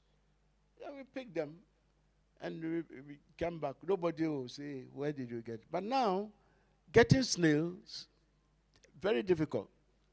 And if you pick snails from somebody's land, it says the snails are for him.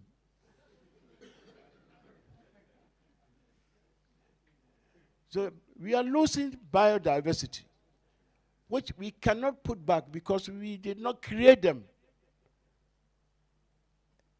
Biodiversity includes living things on the land, living things in the sea, living things in the sky.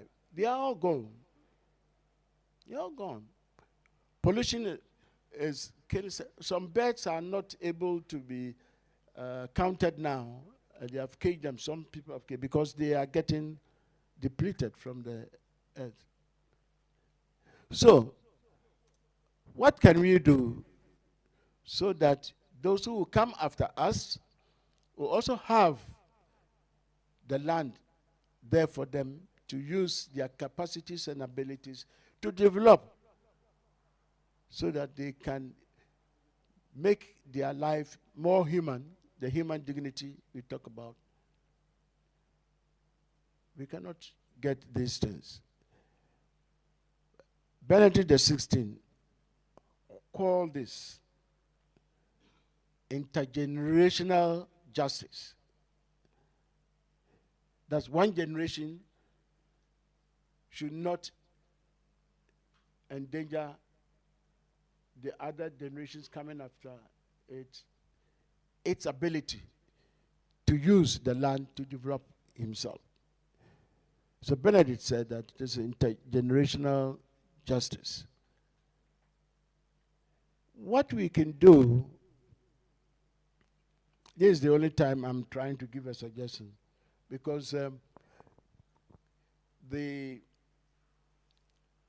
Catholic social teaching, those who know so much, and they have said that do not give answers for people to go and use. This is not mathematics that can be transported, but give the principles, and they will go and use the principles to find the best way to deal with their situations, taking into account the differences that we have around.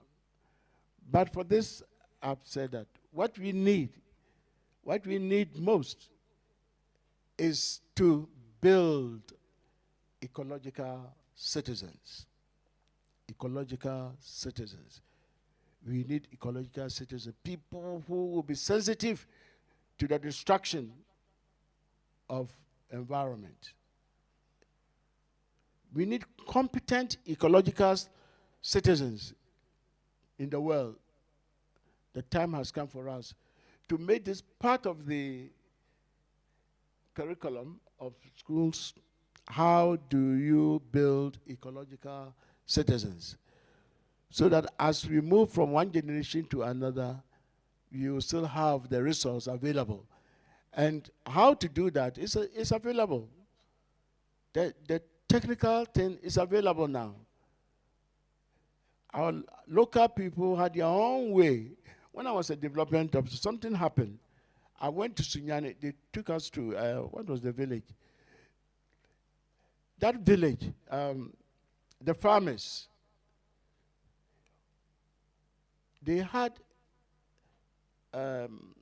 attack by some species of insects. What do you call them? Insects that destroy. Pests. Look, insects, pests. And then the officers, again, they came from Accra.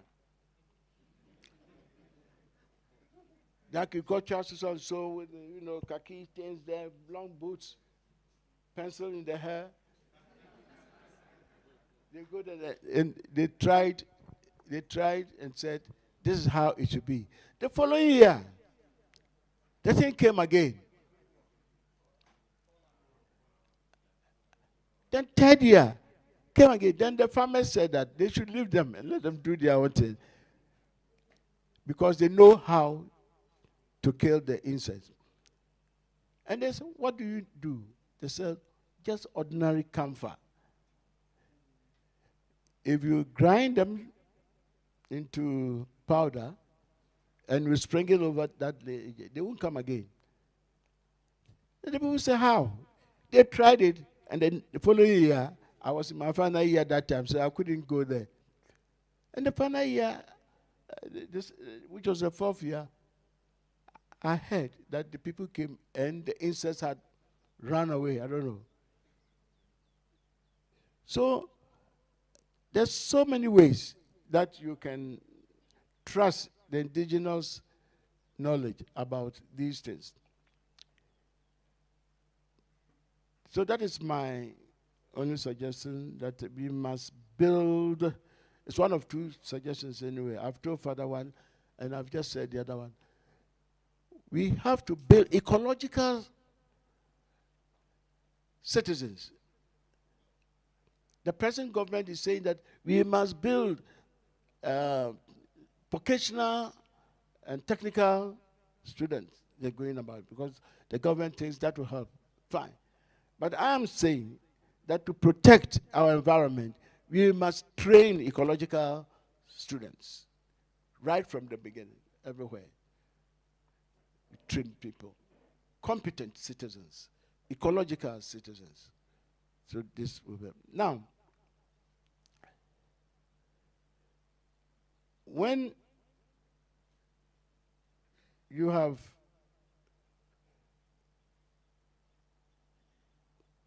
We have people who are destroying the environment.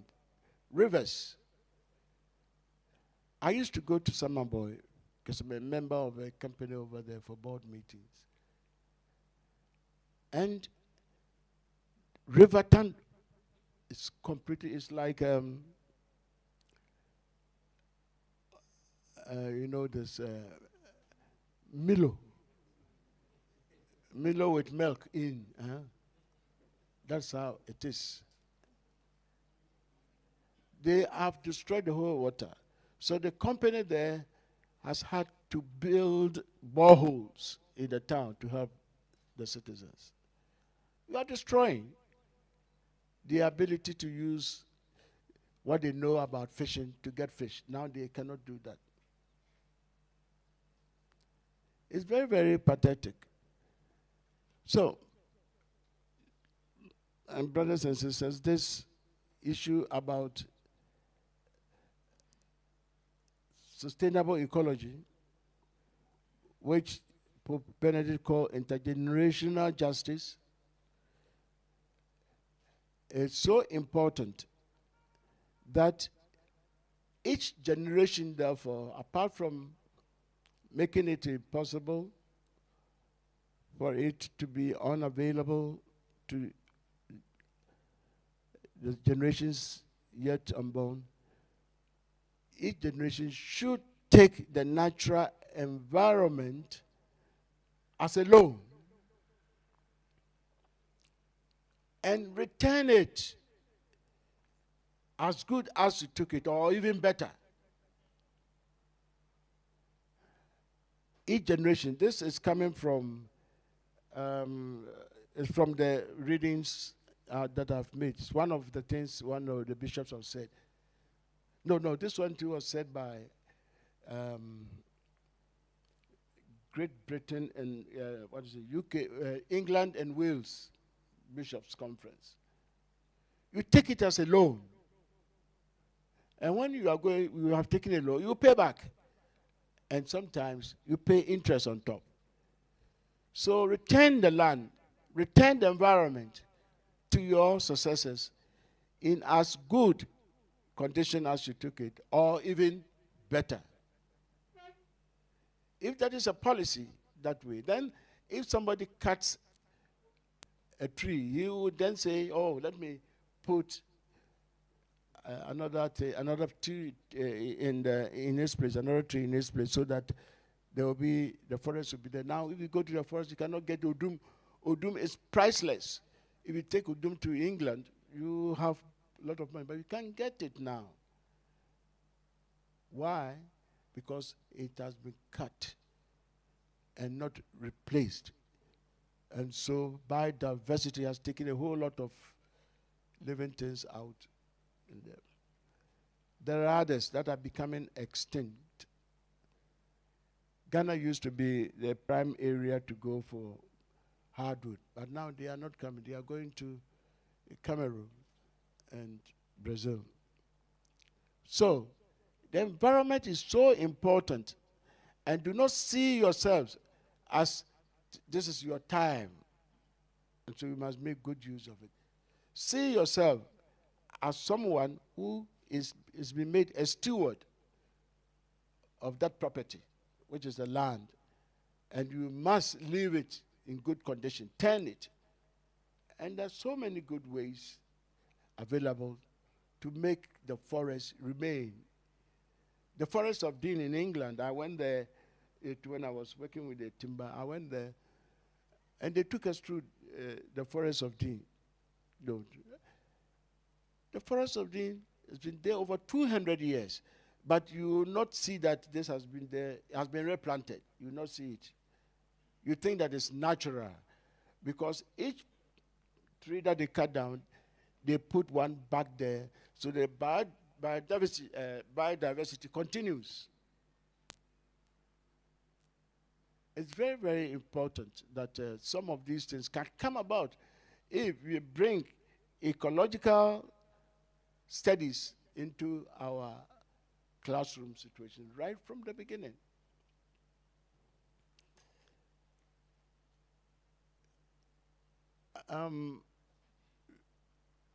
I'll need to probably take a couple of minutes to run through those that I jumped over. But this was important because of Laudato Si. Yeah. And in my book, I have written something about Laudato Si and also about these things that I'm saying, so you see them. The other principle is participation. It never was a principle until recently. When the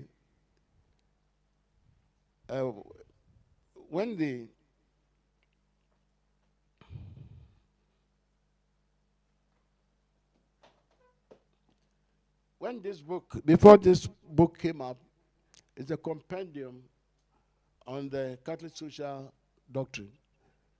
Before this thing came out, the church was never used participation as a principle. But when this was published, I saw it. I got a copy. Participation has been made a principle in there. What is participation? You and me are the reason why things are done by those who make the decision. So why don't you get me involved so that we take decisions together? This is the point about participation. Because if I take part in the thing, then whatever is put there, I know that I own it too. Lack of participation is a result of the elephant projects. Not elephant. We use something with elephant in it. There's an expression. White elephant. Thank you. You go to Harvard, eh? It's white elephant projects all over in this country. There are places where market stalls have been built, but they don't go there. They will be buying and selling at the place. Why? Because this is for the government. They did not take part in it. People came from outside, from Accra, and then they said, we are building market for you, and they built market for you. So it's not mine. The psychology of this is that if I take part in the construction or I take part in the decision making that brings about the store, I will see it that is, I also own it. That's why many places people build, we have clinics. It's built by the government. But the people decide to go to the herbalist. That is why, and this is my own experience, we were doing borehole, not borehole, we were doing the one that it's not the one they do the deep sinking, but for them, it was better than the river water that they were drinking. So anytime that I'm going there, I send message. When I get there, then large people come, and you see that they have weeded around the place. Sometimes they will be playing their don't know. Very typical village in Ashanti region. As soon as I leave, they go back to the river to fetch.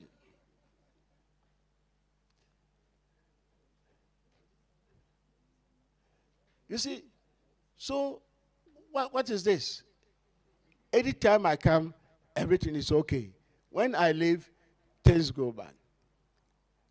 So when I questioned them, they said, well, we have been drinking this water long before, and now what we have come is not sweet. But if the people themselves have understood that that water is better for their health and they have taken part in constructing it, they will use it. That's how the human nature is. That's how the human nature is. When I wrote my first book and I distributed them freely, a friend of mine who is a journalist, a top journalist in this country, said, no, don't do it that way. And I said, what? He says, when you give it to them freely, they won't read. But if they buy, they will read. Well, I didn't mind him. I went there. Later on, the very people that I gave the book to me, some were telling me, they say you have a book, you have written everything. I said, it's the same book that I gave it to you.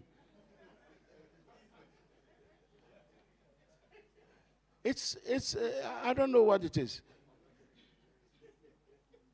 So all this boils down also to the decentralization that I said. So participation is very, very important.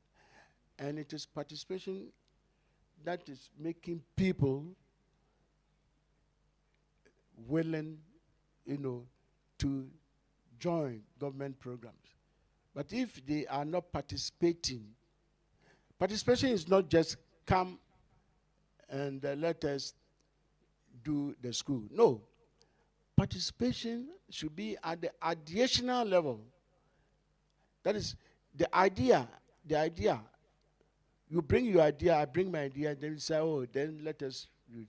So it should begin with ideational level. Otherwise, we don't own it. You don't own it. So participation is very important. And if you look at the synodality documents that Pope Francis have issued, participation is very, very strong, even to the extent that he had said that decision-making by the church should involve lay people.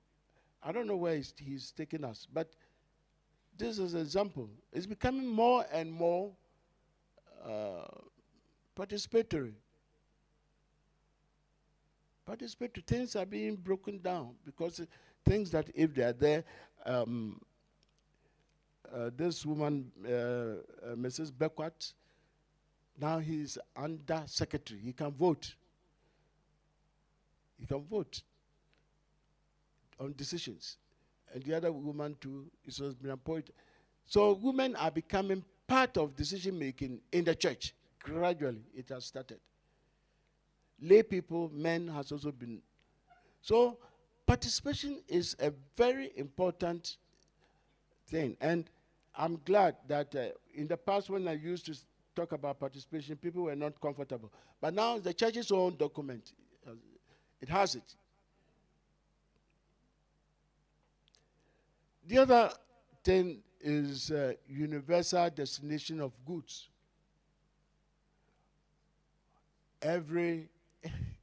Is it coming to me?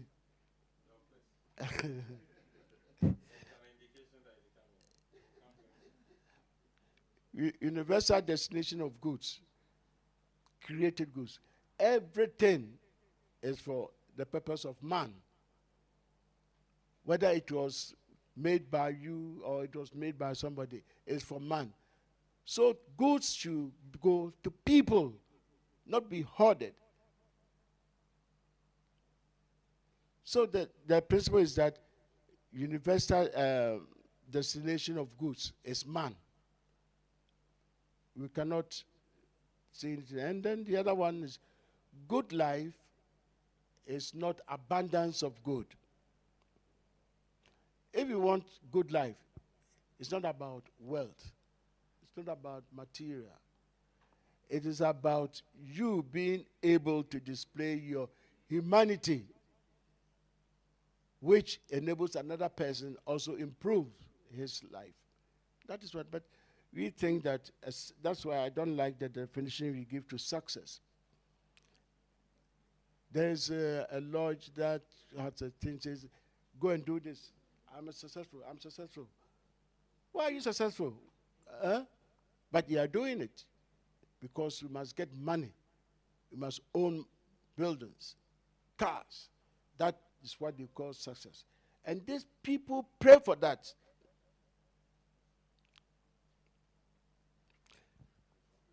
I can also mention, you want to come?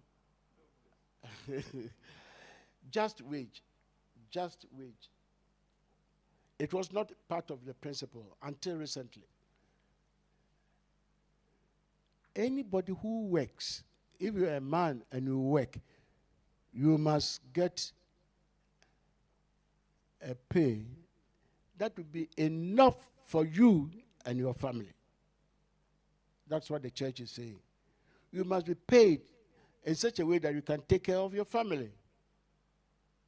That's the meaning of just wage. But here we have, what do you call it? What's the wage? The name they give to the wage? Minimum wage. It is never just. Minimum wage is never just. Yes. It's not just. How can two contributions share the outcome differently? I'm contributing labor, you are contributing capital. Together we make a product and we sell. At best it's 50-50. And if you want to cheat me, make it even 60-40. So that is also the principle of just wage. And this was taken from Rerum Novarum, Pope Leo, when he first brought this. Now I think what I've said this morning to you, I've said that the doctrine, Catholic social teaching, is part of the Christian faith. It is also in this compendium. And in 1986, the U.S. Bishops' Conference, the U.S. Bishops' Conference, issued a statement which Rome did not allow them to publish because it contained certain things that Rome did not like it. So for 10 years it was not coming out. And in that statement, the portion that deals with Catholic social doctrine, it said, I think at that time, Bernardine was the Bishops' Conference president there. It says, many, I hope I'll be able to quote, many Catholic faithful are not aware of Catholic social teaching. Fundamentally, the average Catholic does not know that Catholic social teaching is part of the faith.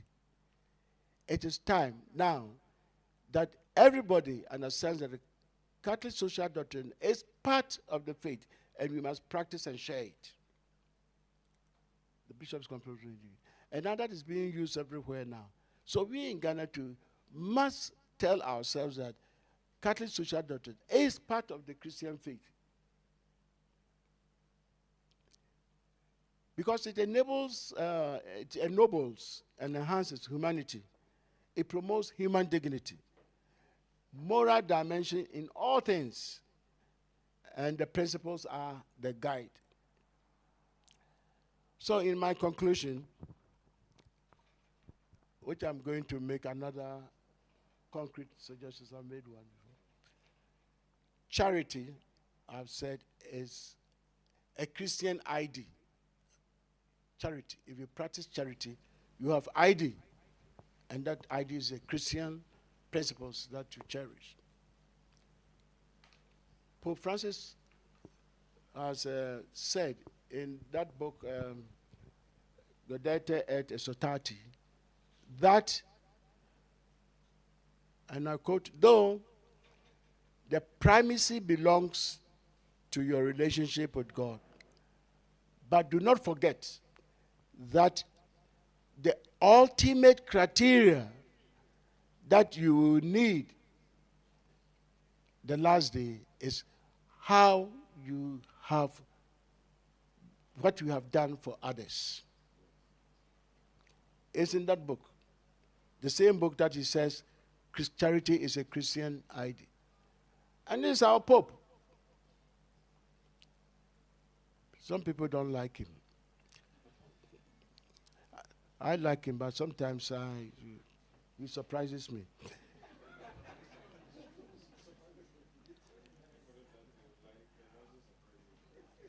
I'm also saying that, and I think I've said that, Catholic social doctrine should be part of the curriculum in our schools.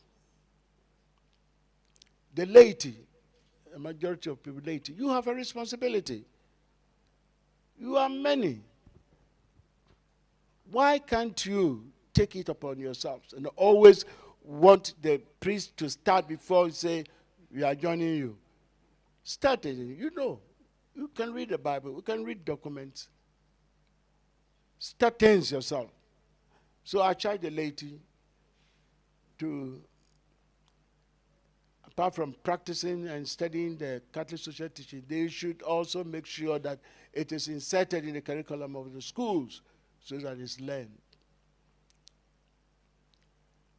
And then I want to suggest that we must have a school of Catholic social doctrine.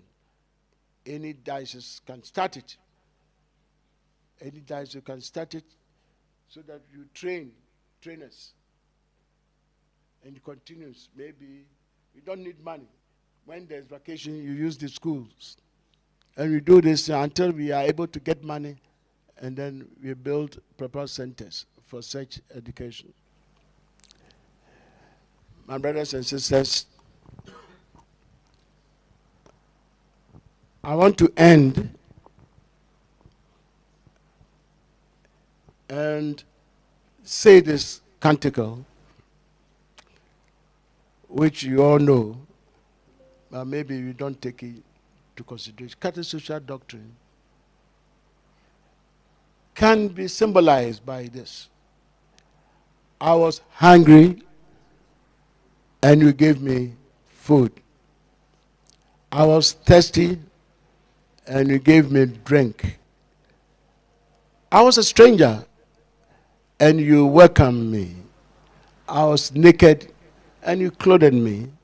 I was sick, you came to care for me. I was in prison, you visited me. Thank you very much.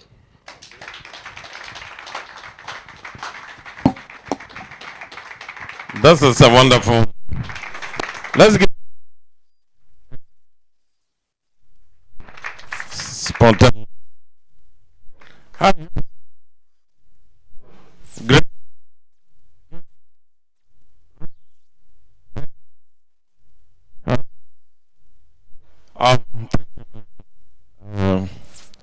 Sen for so Mansa Banahene. I used to admire from a distance because you used to be Francis.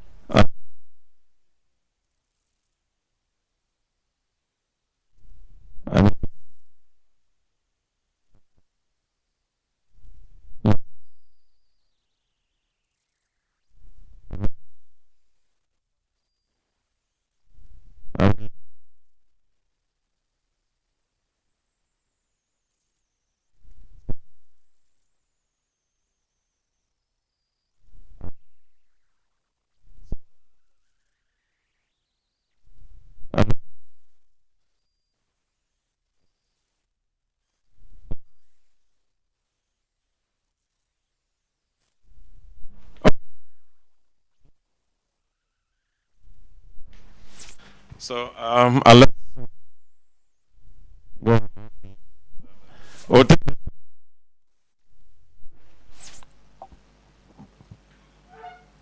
The first three.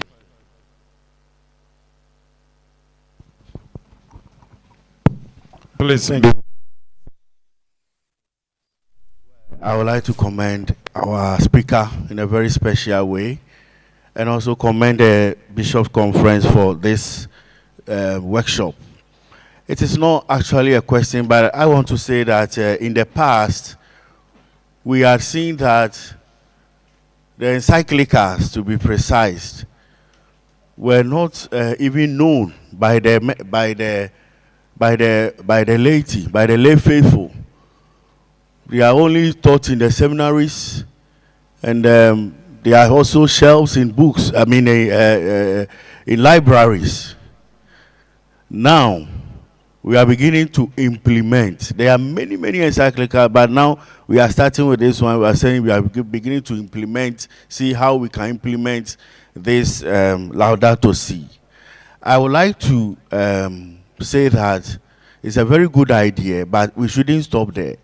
So even as we have come at a national level, we should go to the level of the dioceses and then parishes, where we can see how these social teachings, especially this Laudato Si, can be implemented.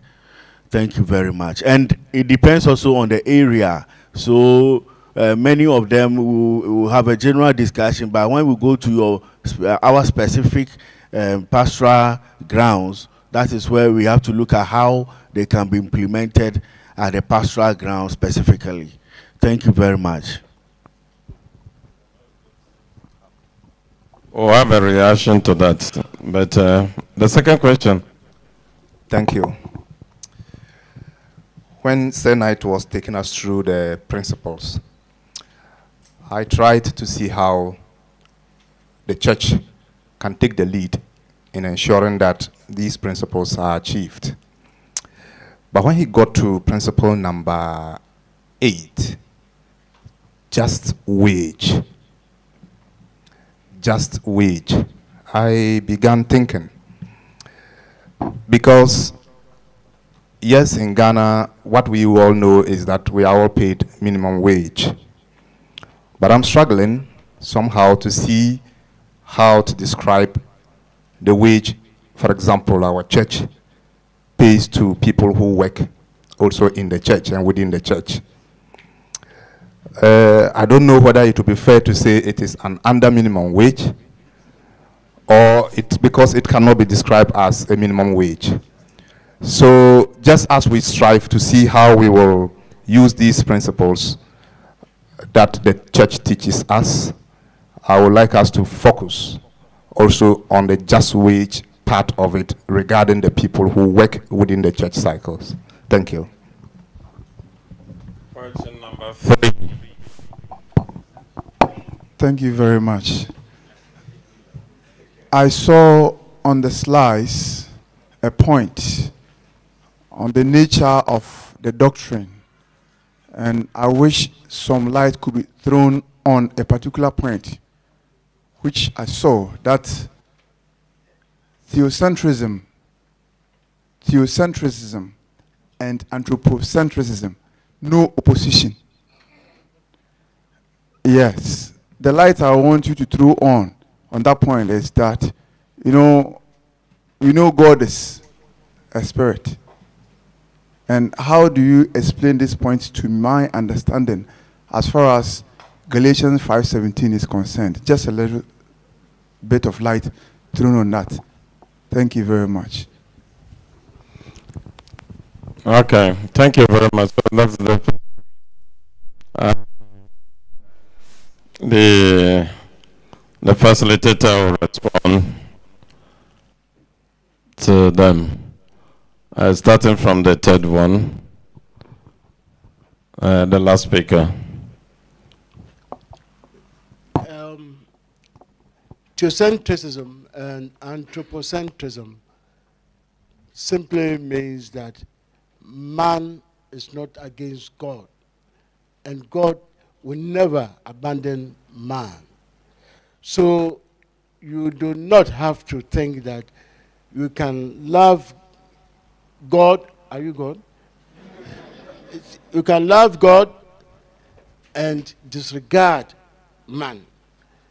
If you do that, it means there is opposition. They are not opposed because the same man is where you can see God. That is it. If the narrative wasn't so clear, is that God is in man, and so man is the place you can see God. That is so. Please, is that clear to you? It's clear to you now. Yeah. Okay, so we take the second question. Just The just wage concept. You see, I said from the beginning. with reference to the church, I think the one who asked the question is referring to I think empirical evidence. What is happening in the church now? The church, according to him, is not giving even the minimum wage designed by the government. According to him, that's what I'm saying. According to him, oh.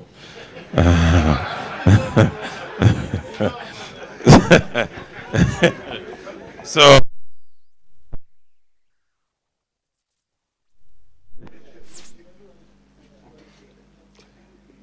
Can I go on?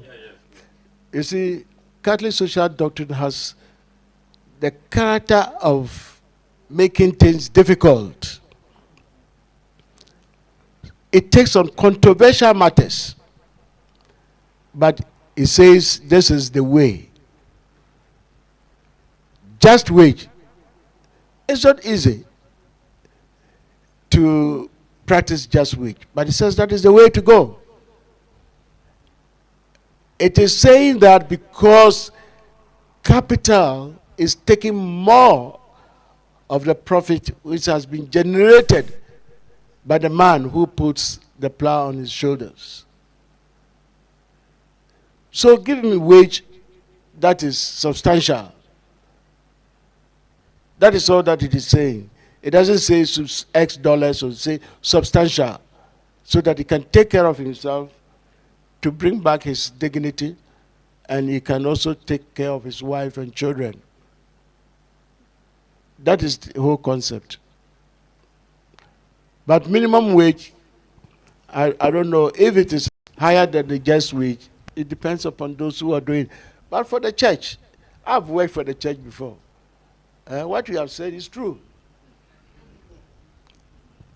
What you have said is true. But you ask yourself also, to what extent am I also contributing to the church, to enable the church pay me the just wage? We don't.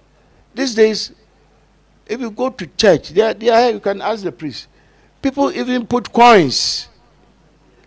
Last Saturday, I went for a burial mass, and I was sitting close to where they had brought the collection. And people were coming and going, people were coming. Then I turned and I saw, why this red, too much, this small. And then somebody came and dropped something in, and I heard noise, kinkering. I tried to look into it, and I saw that he had brought 5 cents as collection for that. That is the point. We have money, but we don't give money to support the church. If you say that because if you give money to the priest, they are building houses for them, things like that, that is not your duty. If he does that, he has his own conscience to deal with. But you, according to Canon 222, you have the responsibility to provide for church work and for the sustenance of the priests. That is your duty. If at any point in time you think that your contribution is going away, you can take steps to talk with the priest. I've seen somebody who said, Father, yes, I be into correction. Yes, I've seen somebody saying that, Oba, telling Father, yes, I into correction. So do your part. And if somebody is not doing his part, you go to him And this Catholic university, I think there's somebody who came to me, Felix, when the bishops wanted money for the school, there was a dinner at a conference center, Accra. The dinner was put together by Wilbert Tenge. He died about 3 years ago. So I asked Wilbert, how much did you get for those people? He says what he realized was less than the cost of putting the whole thing together. And he couldn't go and tell the bishop so. So at that time he was working very well, so he didn't do anything about it. It's something. We don't do things the way the Protestants and the charismatic people do and get their money. Collection, when you are going to mass, that is where you raise funds. It's not, you are not going to get anything. Set up a proper machinery for fundraising and let professionals take care of it. You will get the money. Because Catholics are also doing it for other companies. Why can't we do it for ourselves? I raised that day after Wilbert told me that. I told the bishops I'm going to raise money. And I raised $100,000 for them and gave it to the school, Fiapre. And this was 2007. I said you should use it to grant scholarships to ladies so that by that we will get a lot of women coming to the university, and also they will be they will be helping the school to gain some fame. 2007, 2008, 10, 13, 14, 15, 20, just this year, early this year, that they wrote to me to say that now we have started the program. Where is the money? You see, where's the money? And I threatened to take them to court. That was why because I can't give money 2007 and 2023 before you say we are using it to do what I gave it to. So that is also true. The way the priests also treat funds will give you some kind of edge to go. But if you have, there are some places who will get priests doing so much, and the people are in love with their priests. You see. So that question should be looked at from different angles. That's all. Understood. Okay, so we have to look at that question from different perspectives. Ourselves. So I'm not aware about cyclicals and I don't use them much. So what do you have to say about that? I ask myself, how did I come to have knowledge about the encyclicals? I know them from Popularium Progressio. I can tell you, see, since Leo the 13th, every time social encyclical comes out, it is in reference to Rerum Novarum. That's why we have Quadragesimal Annus, that is 40-year anniversary. Octogesima Adveniens, 80-year. That's why we have centenary thing, the Centesimus Annus, 100 years. So they are all there. You have to search for it. Now you are lucky, you have free internet. So you will get them. When I started getting information, I was buying this. Anytime somebody is coming from Rome or in US, get me this, bring it, because it doesn't cost so much. So and I read it. Of course, as a member, a founding member of the Justice and Peace Commission also, I got some knowledge.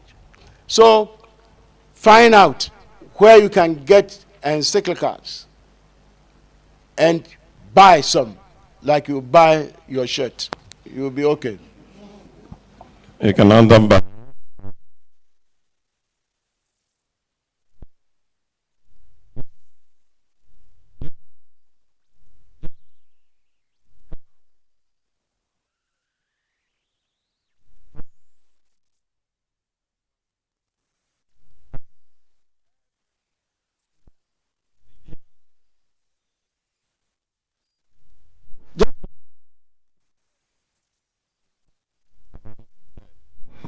So, so the next set, 3 others. And after that, we went to end it there. Thank you so much. Lunch is between.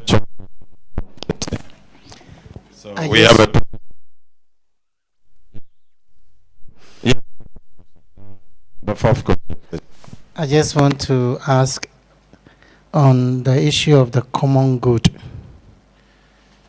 My question is the common good very practicable in Ghana? And as far as the Catholic Church in Ghana is concerned, I'm looking at the archdioceses and the dioceses who have various degree of quality properties, while some are lacking behind. How is the Bishop Conference of Ghana going to make use of this common good so that at the end of the day, even the diocese that is somewhere interior could also feel that common good? Thank you so much.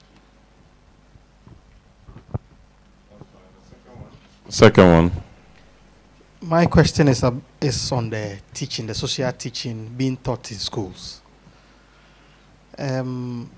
I am asking this question because of the conclusion Senate gave, and on the part of participation, the 0.5 that he said on participation. Here's a case: we have an education service that wanted to remove religious and moral education from the school calendar. And this is one church. The church, actually, but one church in Ghana, as we have come to know it, that wants to, has the idea or has this kind of teaching that we want to do, we want to implement. How practicable is that? Because I know he had worked under one of the agencies in the Ministry of Education before, and then there are a lot of bureaucracies and red tapeisms. So I want to suggest, actually, if we can start with the Catholic schools. I believe bringing them in there will be quite okay. Here in Koforidua, we have one Catholic school called Madonna. They have a subject they teach as Christian living, which they teach almost like the Catechism of the Catholic Church. So, can it be possible? The first question. And secondly, if it's possible, can we start with the National Catholic Secretariat, suggesting that we implement it in the Catholic schools, so that from there, because now the Catholic education units that we have are almost like useless white elephants. Okay. Thank you. Please, my question borders on the biodiversity. That Senate said we should not endanger the environment for the next generation. In my community, where I come from, predominantly a farming community, and people, let's say farmers, are cutting down trees, the forest, to be precise, to grow plantain and all those stuffs, and even planting cassava, which I've learned is not good for the reforestation, the forestation of the cut down trees.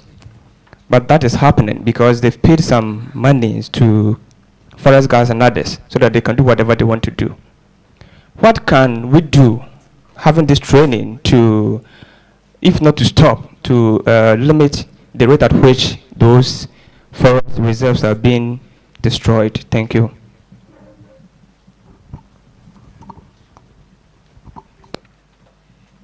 Okay. And then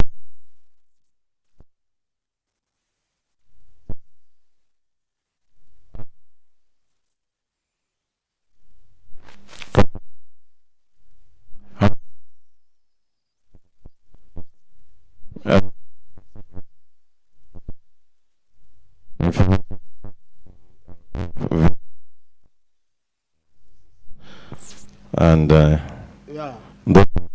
doubt.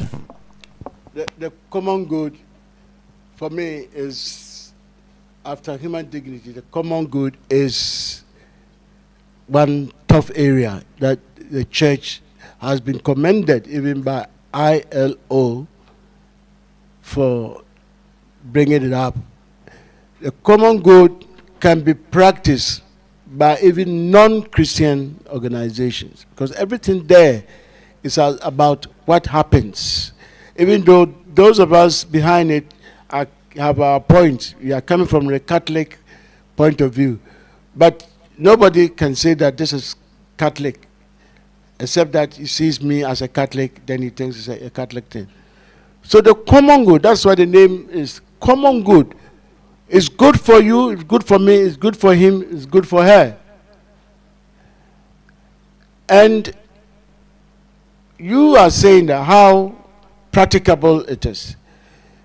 If we begin to entertain such doubts, that is when failure starts coming in. Make effort towards it. The common good is nothing but what is good for everybody. That's all that we are saying. What is good for everybody? There are only, the Pope said, Francis said that there are 20% of the population of the world who controls 80% of the wealth of the world. You see how it is? I don't know where he got his statistics, but he has said it in his book. 20%. And it is true. Because when I was also studying, my professor said that there are 200 families that control 80% of the... so when Francis said that, I said, did this Francis go to my school? In any case, tough questions is what the principles attack. Tough questions, common good, school. Why should people have opportunity to go to school and others don't have the opportunities? They're common good. Why is it that the monies that are contributed by the people of Ghana are used for certain areas only? That is also a common good issue. Why is it that you mentioned the church? Did you bring in the church? So what? How can? Differences in the capacity and financial or resource capacities of various dioceses. Some are poor, some can be described as poor, some are a little bit endowed over others. But that is true. I think it is pointing to why don't they share so that there is an issue about this, and I think it is not advisable for me to share. Yes, but if I share it, you know what's it, because I was privy to it. But the point is that Jesus himself came as a poor person. So if you are poor, what is wrong with that? You can use your understanding of things to turn what you consider to be poor into something that is non-poor. You are looking in terms of money only. But money is not all. Money is not all. Blessed are those who are poor, for they will see. No,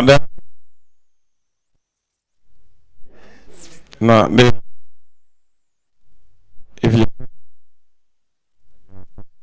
want to get you to school, there's no reason you should be romanticized. In other words, you have to be recalling that idea of poverty to yourself. You need to strive hard, work hard, and get out of that situation where you want to go. Actually, you are defining poverty for yourself. I don't know what you mean by poverty. You might be thinking that having one television and then you have a room to either rent it or your own house. You may be thinking that you have to be like this, you have to have 5 houses and all that. It depends on what do you think about wealth and what we should be satisfied with what we have, and then have it according to what you have. And you don't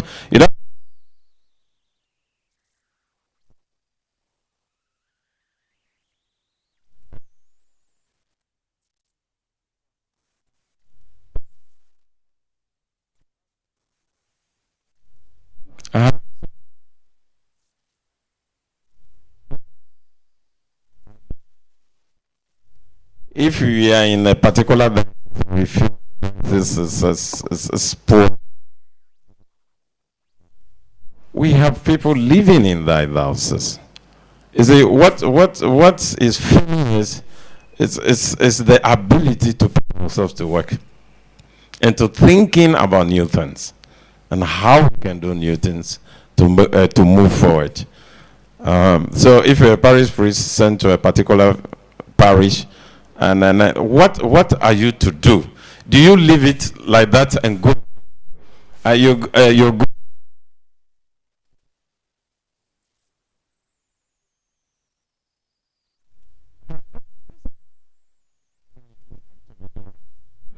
uh, uh,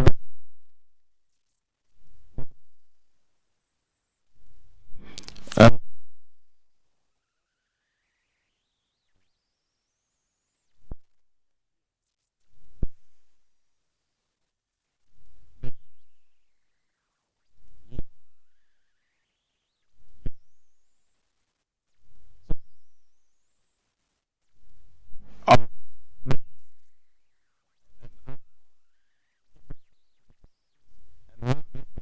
that is why you are here. That is why you are here. Are you going back to have meetings? Are you not going to have your meetings? Are you not going to have your meetings? What prevents you from talking about those things at your meetings? Do I need to come there? That the Secretary General to come there? You need him to come there? That is why you are here. And this is a project. It has its own budget. When you stretch the scope of the project, it affects time and cost. And so you are here. When you go back, that's why we have a platform.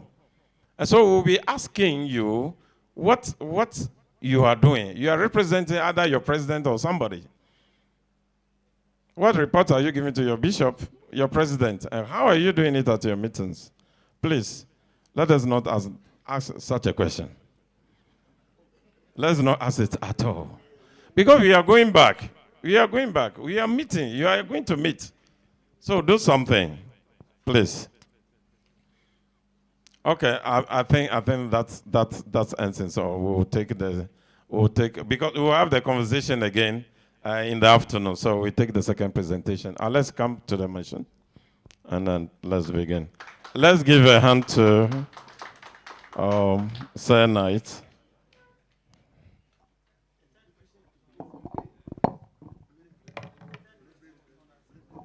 The third question. Which one is that? Deforestation. Education. Oh, that's why he has intimated that already. Oh, I didn't hear. Okay. It's how to introduce a Catholic social teachings in schools. But do you have schools? Do you have schools, Catholic school, in this country? You see, I think about 2 months ago or 3 months, a letter that I wrote to leading organizations in this country was leaked out by one of them, and it was all over about this Catholic thing. We don't have a school. You used to have Catholic schools. They are no more. Heads of institutions are not appointed by the owner.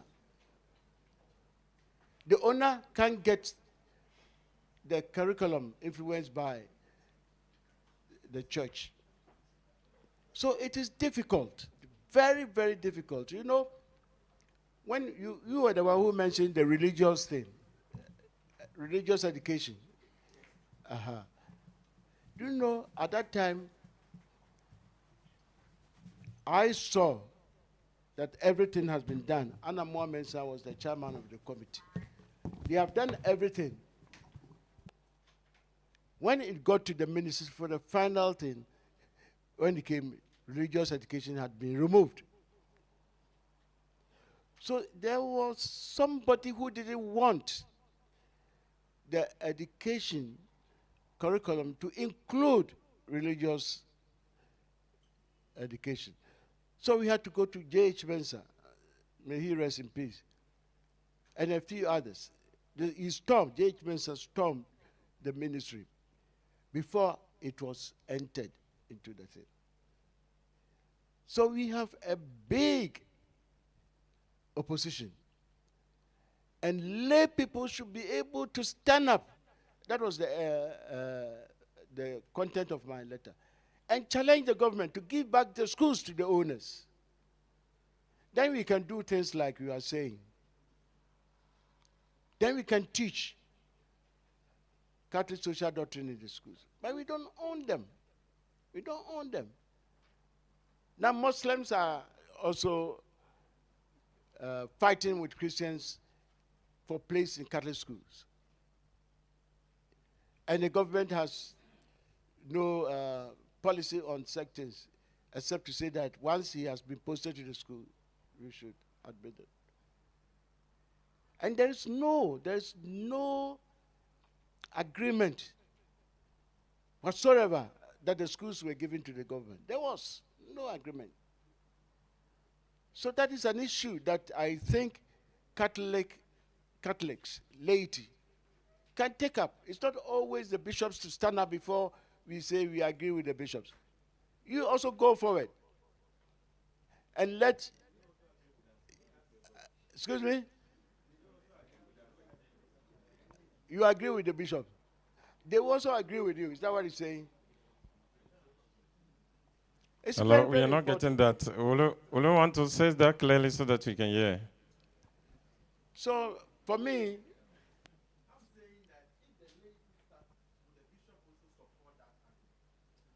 the bishops, together with the other religious bodies, for the past 10 years, have a memorandum of understanding, including Muslims and all these. I think there are 7 religious organizations to the government. The government says tomorrow we will sign. The next week we will sign. Up to now, as I speak now, the memo has not been signed to put into effect what is in the memo. And the bishops don't have guns to fight the bishops, the government. You are the people whose children will go to school, and you want Catholic education for them. The only way you can have a Catholic education is to have a school that you head, and you have the curriculum influenced by your teaching. Then you call it a Catholic school. Other than that, for me, there's no Catholic school. You don't get a Catholic school by name, St. Augustine's, so it's Catholic. It's not. Saint this, it's not. Holy Child, very good name. Is it a Catholic school? No. So there is a big issue. And if lay people don't fight to get what is theirs, then we will continue to ask questions like this all the time. This is not the first time I've heard that question. So if you can get laity council, president, and put your heads together, and then you write a protest to the government as a first step. That's what I said to them that they should write. And I had people insulted me even. Well, the good news is that we had a meeting last time where the Secretary General was even present. And the bishops with the Christian Council and other religious groups had a meeting on this memorandum of understanding that the college that we have to sign with the state or with the government, and then they have taken a decision to approach it with a renewed energy and strategy. And I don't want to preempt what they want to do. I'm sure they'll do it very soon. So that's what I know now. Yes. Okay. Let's take the second presentation. And I just want to tell you that we are receiving some feedback from Austria, from UK, from United States.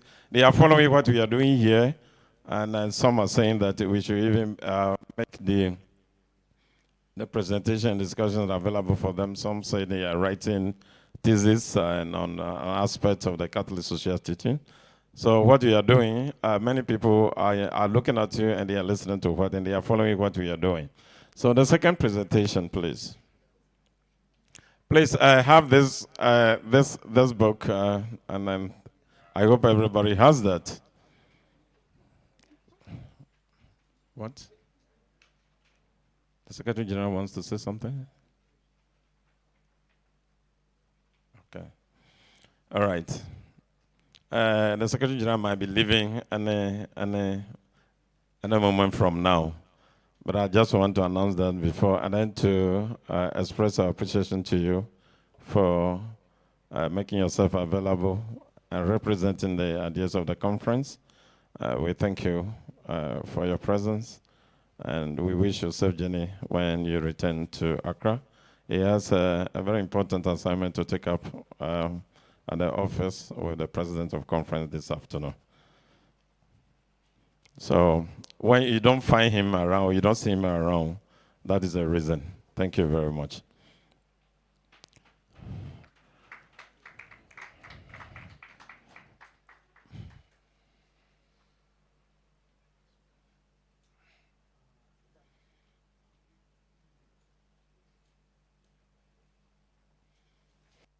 Okay, let's. You have this book, the 5-year Laudato Si Action Program, 2022 to 2026.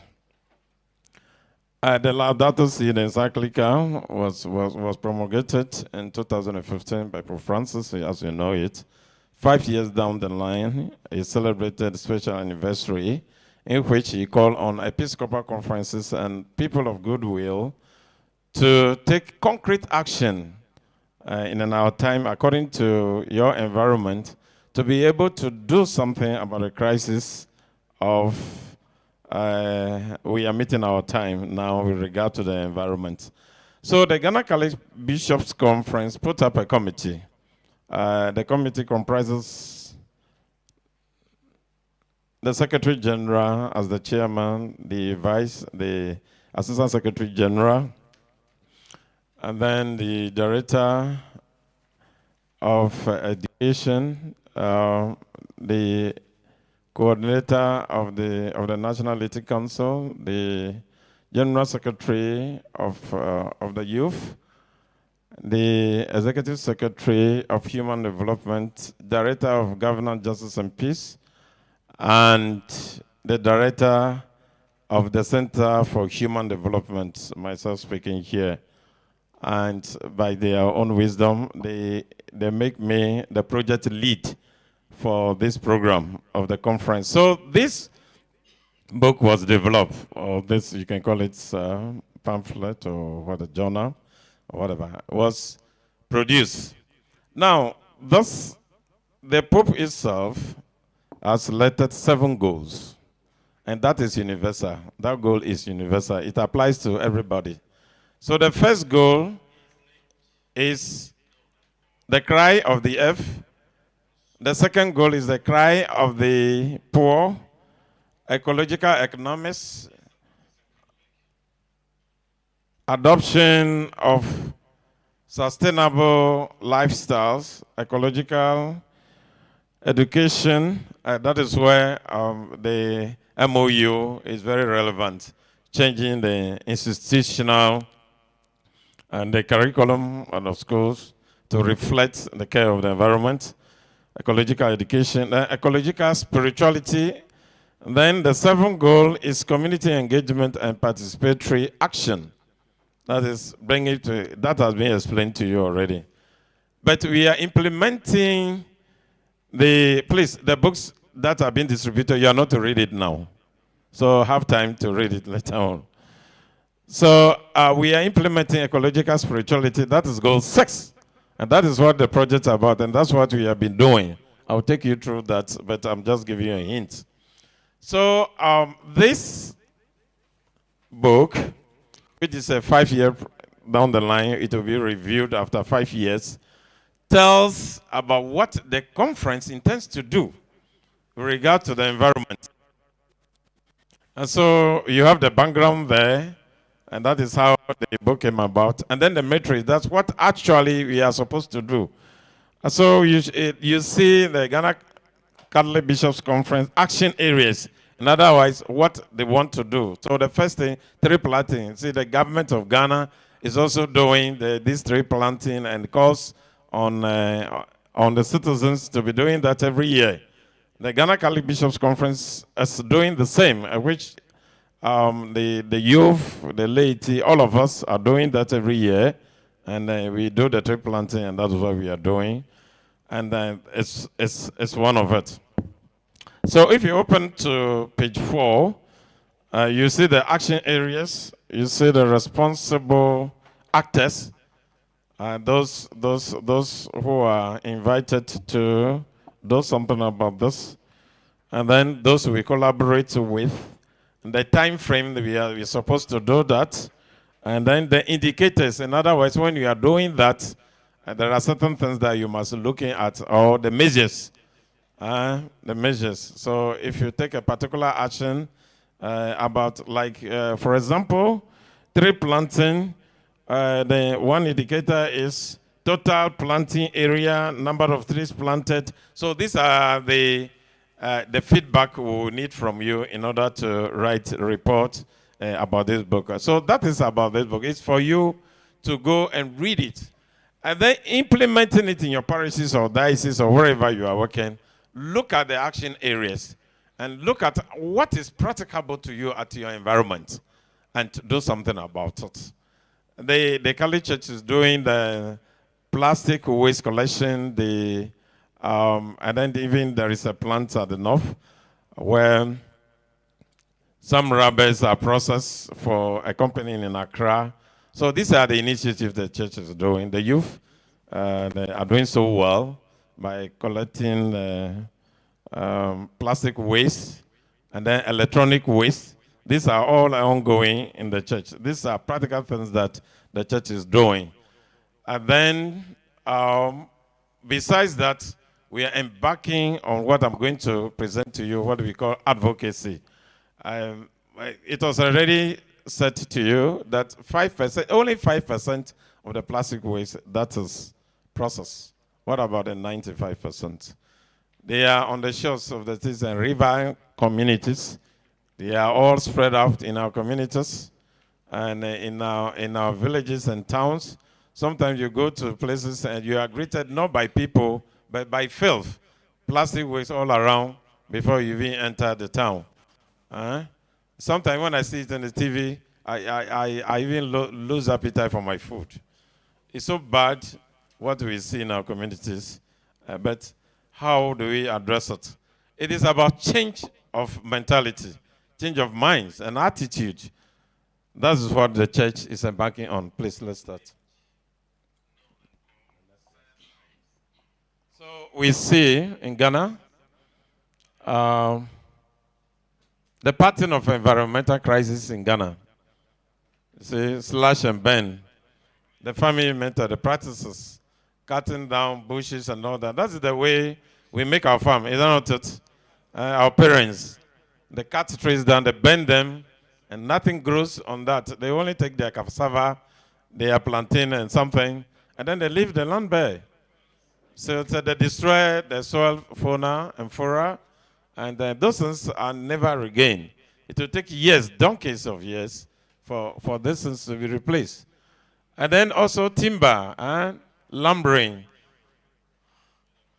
We want to make money for Ghana. We want to get money, the dollars. So we cut down our trees and send them out.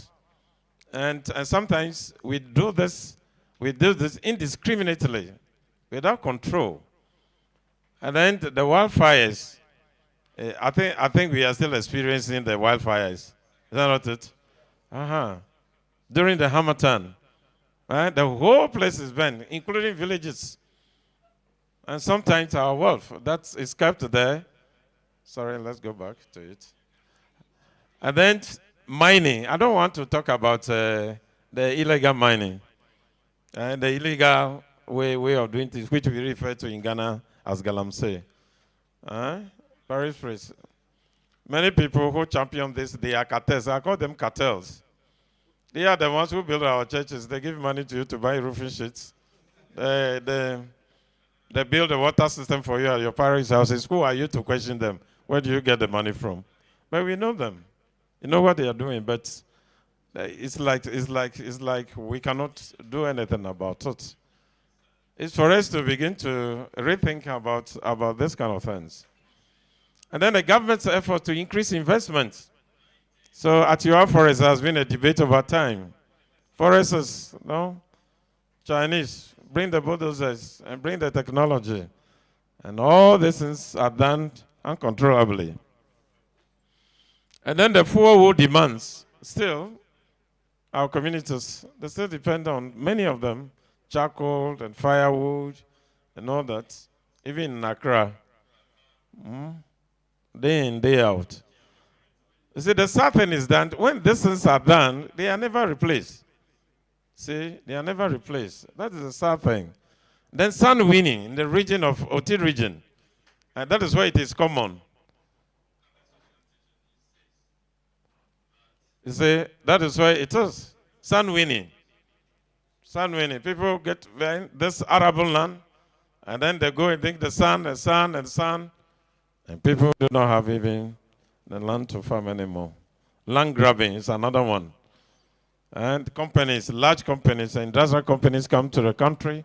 They need large expanse of land for the industries and so on and so forth. And then they give little money to our chiefs, and everything is given out to the disadvantage of the citizens of that community. And then industrial and domestic effects on air pollution, what we do at home, and what we do at industries. When you get to Accra, even if it is rainy season, the city is very, very, very, very hot, not only warm. Just because of these gases that are emitted each day. So these are some of the pictures you can look at and appreciate what I've been saying about slash and burn, and then timber harvest. You see them locked in there, packed well, and all be sent to the ports and driven away, day in, day out. But how many of these trees are replanted? How many of them? Let's go. The wildfires, you see, ravaging our land. And so when it happens like that, that's the effects on the land is so devastating when you scientifically study that. Let's move on. Let's concentrate. Yes. And so this is a beautiful thing. I think we have been saying this often and often. The Galamsey. You see that? So many people. Are these not our brothers and sisters, our cousins? Also for, they bring you very nice trousers, nice materials, some money's in the envelope. They come back from the bush. They greet you every day. But what do we tell them? They are going again. They are doing that. Sometimes they are losing their lives. But it continues every day. Policies are made. But they are never adhered to. The lawmaker is supposed to be the best interpreter of his law. But he becomes a perpetrator of the same thing that is happening. It's unfortunate, anyway. Let's go on. These are the fuel wood. I picked this from some part of the Volta region, around Wo. See the charcoal there? You continue burning this for ages. Well arranged. But the seeds that we used to plant are not well arranged. See, we don't plant back, but we cut all this and arrange, bend them, get the charcoal anyway. Either we sell and use them domestically, but they are never replaced. You see, by the roadside, you see the trees fell over there, well packed, firewood or fuel wood. Cars will come and carry them to schools and various places. But how many of these things do we replace each day? Let us reflect about this. Yes. Then ecology or environmental crisis in our society. Why do we do all that we are doing? That's the big question. Why do we do them? One, is that a human ecology, human activity? You see? And the second one, the knowledge. We have the knowledge, and we said we have the knowledge in oil drilling, but we don't have the knowledge about how to prevent the spillovers. When you have the oil flowing on the ocean, and then the life on the ocean, fishes and all these things are perishing, we don't have the knowledge to get them back anyway. But we have the knowledge only to exploit. See? Then the technology, the huge machines that will bring the activity on the land. The political power. See, the government will have an agenda. We want money to do this, and this is what we have to do. We have to take this portion of the land and do this. Whether the people protest or not, it must be done. You see? And economics is about how we get money. Economics will talk about growth. I hope you listen to that beautiful speech by the Cardinal, Apia Texan, at UPAC. Did somebody listen to that? It's on the social media, or you can Google it and you say, that beautiful speech. He said, when you are talking about political economy, we should also be talking about civil economics. So how are people benefiting from what we are doing? And then the implications of our actions. Livelihood is another thing. How to get money to our pockets. So even if it's to the advantage of our environment, we do it carelessly. The money. All is about money. So what we intend doing, and what we have been doing so far this year, and is going to continue, hopefully, is to address the crisis via advocacy. Advocacy comes from Latin word, two Latin word, ad and vocare. It's calling people together like you and I to think, to rethink our actions. We are doing the same thing the same way, but now it is for us to begin to rethink our actions over the years. How many years have these companies, mining companies, been in Ghana? Is it not over 100 years? And this Galamsey, somebody was reading, made a research about it. And he said that Galamsey started many, many years, several years ago. Several years ago. And around, even being, around 19th century or no, 18th century. Long time ago. People have been doing this. But the actions are not bad in themselves. Are we not getting money to do what we are doing? It is good in themselves. It's not bad at all. But how do we do it? Or how can we do it now so that we preserve the beautiful garden given to us, just as God did to Adam and Eve, the world, the environment. So this project is titled Pastoral Journey Towards Achieving Ecological Convention. And what Pope Francis means in Goal 6, a spiritual convention, it is a journey, and it has two dimensions. It has two dimensions. It is a way of life. It is a way of life. And it's also bringing people like you and I together to rethink our actions for the future, how to preserve the environment.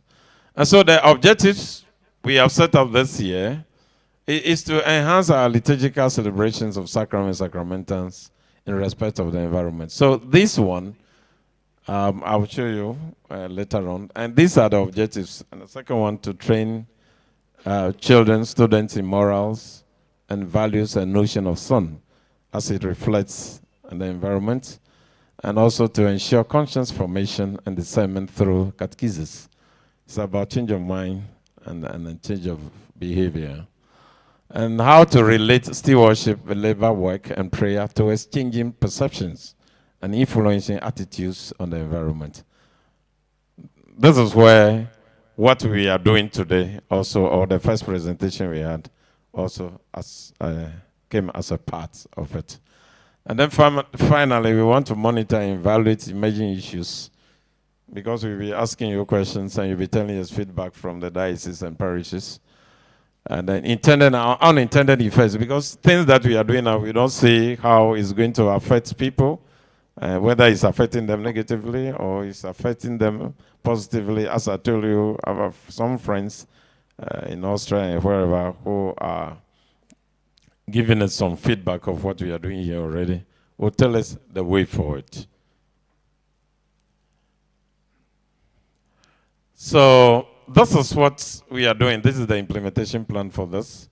And on the 16th of March this year, we brought all the agencies in Ghana. We brought them to the Secretariat in Accra, where we launched this program, to also for them to rethink their actions. EPA, Environmental Protection Society, the mining companies and all that. We brought all of them. Brought their directors. They were all assembled there. The chiefs and all that, they were all there on the 16th of this year. And we had a conversation together. It was a big forum that day. And the Archbishop, Most Reverend Gabriel Palmer Baka was there as Episcopal liaison. And we were all there. And that day we had a beautiful speech by the former Assistant Secretary General, now a formator in the seminary, Father Abikwe. And then in April, we were in Kumasi, where we gather coordinators of liturgy in various dioceses and catechists. We brought them together like this to reflect the celebration of the environment in the liturgy and how best we can do that. I know, you see, the church is so wise. When you open the missal, or what we used to call the sacramentary, that missal, we have the various celebrations that reflect the environment. The harvest time, the planting time, how to bless the farm implements and all that, justice and peace celebration, and all that, they are all there. But how many of us, parish priests, I'm not asking you to confess to me, because I'm not in a position to give you absolution. But how many of us do this? The planters, and how many of us, areas where we are, and we are living in farming communities, how do you bring the people to understand the care of the environment? By celebrating those things with them. And they are all in the missal. I think the second Eucharistic prayer is overused. I think we should go back to others. And then we should go to this and fetch all the sins. They are all in the missal. If I pick the missal now, I'll read all of them to you one after the other. They are all there. But we do not celebrate them, for it is a way of creating awareness among our people to love the environment and how to take care of it. So let us go back and begin doing something. It's not me coming to your diocese during rice farming or during yam farming or cassava or the beginning of farming season to begin celebrating this. They are there. So money must do that. Let them bring the farm implement and their tools, their what? Their cassava sticks and whatever. It is for them to know. And then you tell them a little bit about the environment. You bring them trees. We used to have arbor days. Arbor day. It's still there. But do we go to our schools even during that time? We have the arbor week. It is a whole week celebration. I think we have the time to visit our friends over and above this arbor day. And then we don't do, or we do very little about it. I'm sorry for saying what I'm saying, because I'm also,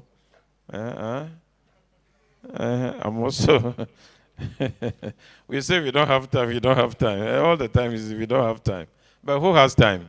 You have to create the time for what is to be done, and it must be done. Then the second one is conduct training, a training workshop for chaplains. And then we also had that here. About we had that in June. In June, they were here. We brought all the chaplains, and if that day, come and experience the energy in the room. They were tearing. They nearly even they nearly got the curtains torn about with their questions and then oh, we shall do this. We shall do this. I hope they are doing it. The chaplains, the school chaplains were here. And then we draw teachers from council and guidance council unit of schools. They came here. Beautiful ideas they share with us. And finally, there is one thing that I took away as a takeaway for myself and for them themselves. They say, Father, we are now going to do it. No, we allow the children to take the lead. Now we are going to take the lead, meaning that we are going to do it and the children will follow us. So when we come to school, we pick the rubbers and then the children will follow. If you see a teacher picking the rubbers, they will rush to do that. But the teacher, the kind of lipsticks, on the fingers and on the lips, I don't know whether you do it anyway. I don't know whether you do it. With the high heels and all that. And then all that we are in the environment, whether we'll be able to do that. But they said to her that no, they are going to do it that. They said to us that no, Father, now we are going to be good examples. We'll teach the people the morality in school. How to care for the environment. They put baskets at vantage points where you can put rabbits and your rubbish there. That's what they told us. Though. We'll be asking them. You're also on the platform. We begin to ask you immediately you leave here. And so today we are here. July, late in the youth. So we are here. We are here, and that training is taking place today, August. We are here. The leadership of the youth, the leadership of the laity, and the leadership of the priests, the great National Union of Ghana Catholic Diocesan Priests Association. Let's clap for you. The vice president is even here, representing the president. I'm also a member. We call ourselves core executive members. Only God knows. But we have to do something. These big names must come down to the ground. What do we teach and our people, our parishioners, wherever we are? See, our reflection. So, what we are learning today, the beautiful presentation that we are receiving today. Please, let us not forget. And let me put something which the first presenter or the first facilitator had already indicated. He said he was asked the topic or to have a conversation with us on the topic, practical implementation of Catholic social teaching. It's not teaching. So when you see as please, it's not teaching, it's teaching. So in personal, that is the stress. I wish you can underline that. In personal, professional, cultural, and social areas of life, in respect of preserving the sanctity of the environment. That is the point. Personal, professional, those who are professionals. Yes, underline them very well for me. See, these are the things. So wherever we are, our religious practices, where we meet together as a society, as a community. Let's talk about this. And people who are using, those who have cars, if your battery gets spoiled, where do you throw them? Where do you throw them? Where do you put them? If your car battery is spoiled, what do you do? Or your batteries that you use in your air conditioning and television and all that, those batteries, those dry cells, we just dispose them by throwing them away. But if they tell you the scientific damage or by science, if they give you the effects that will cause an environment, you put your hand on your mouth. Let's not throw this in just away like that. Let us parcel them, put them in the rubber, dig a hole, and bury them. Don't just throw them just about like that. You see?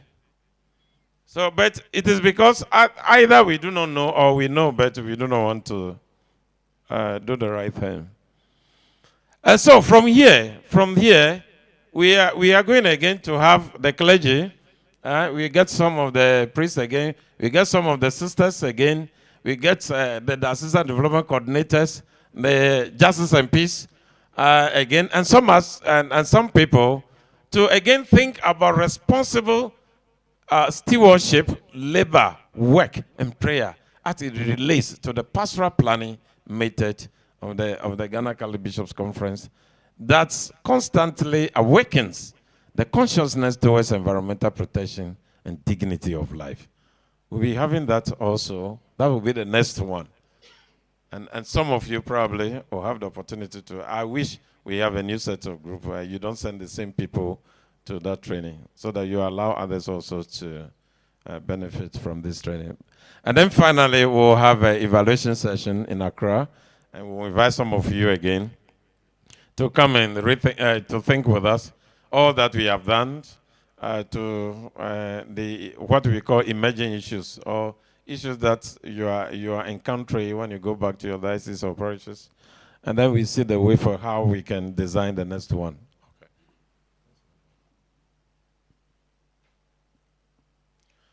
So, what do we expect? You and I, what do we expect after sitting here, sleeping and having some meal and having socialization? What do we expect? So, for the first one, outgoing information on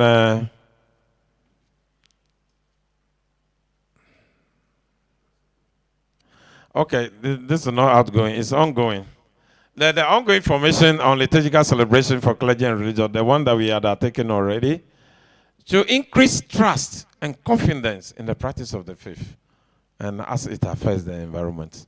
So when you live here, you know that the other day I was traveling from, I went to, I don't know how they call that community now. It's far away, around Sumanya area. I visited a cousin there.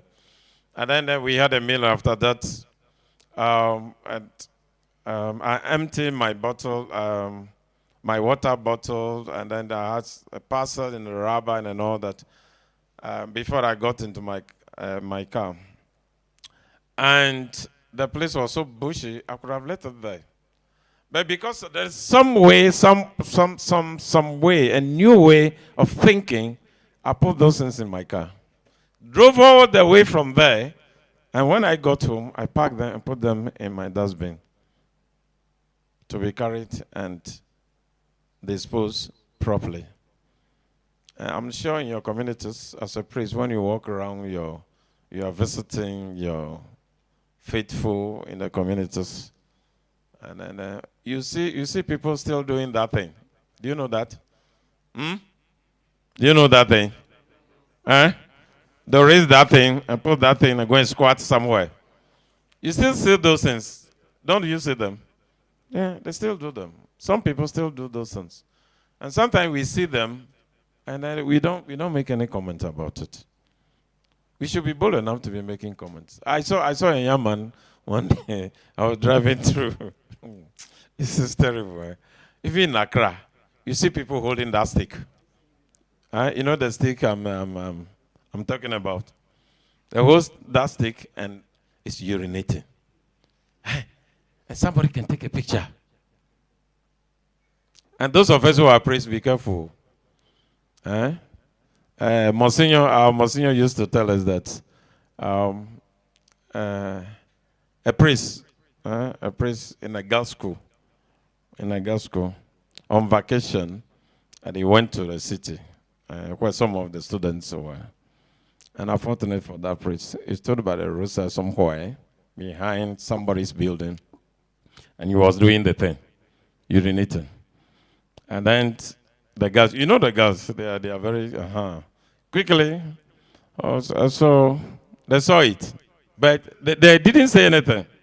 When they came back to school, and then the priest was greeting, very energetic, greeting the student. Oh, how was the holidays? And all that. Oh, you. What's your name? I've forgotten your name. Oh, I said, oh, okay. So the lady mentioned the name, and the girl. I said, Father, I know you. I know you. I saw you in Accra that day. So she mentioned the day. I saw you in Accra that day. And I said, oh, you saw me? Yes. Where? I saw you when you were urinating. You see? You see how sometimes we can forget about ourselves and do something what is not good. So another thing we expect that the teachers who are here, the guidance and counseling teachers, and then they are chaplains. The students, so that the students will learn gospel values or the skills of gospel-based formation on conscience, so that if you want to transform a person, you are not going to hold this story I'm telling. It's not an answer story. These are very true stories. I know we are streaming live, but it's for all of us to know and learn from it. No, I'm very I'm very passionate about it. Because you know, you will never know. Now the world is something. Somebody pick the picture and put it on a Facebook or put it somewhere. And then you come to see yourself that you are doing something. Yo.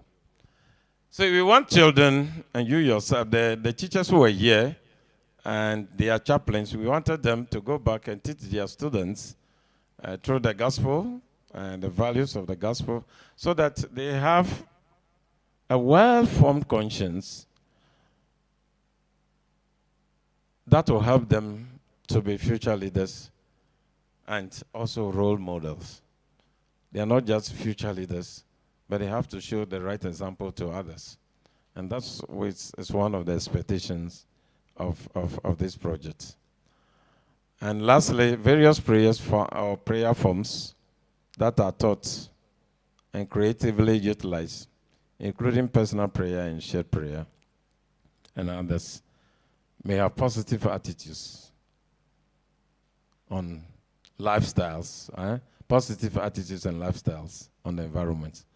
So all that we are doing, that is the next one we're going to do. So that people, what is labor? We're talking about work. What is work? Is it only about the money we get? It is the benefits of the work, or what we put to the work? Or what do we need? What is labor? And what is responsible leadership?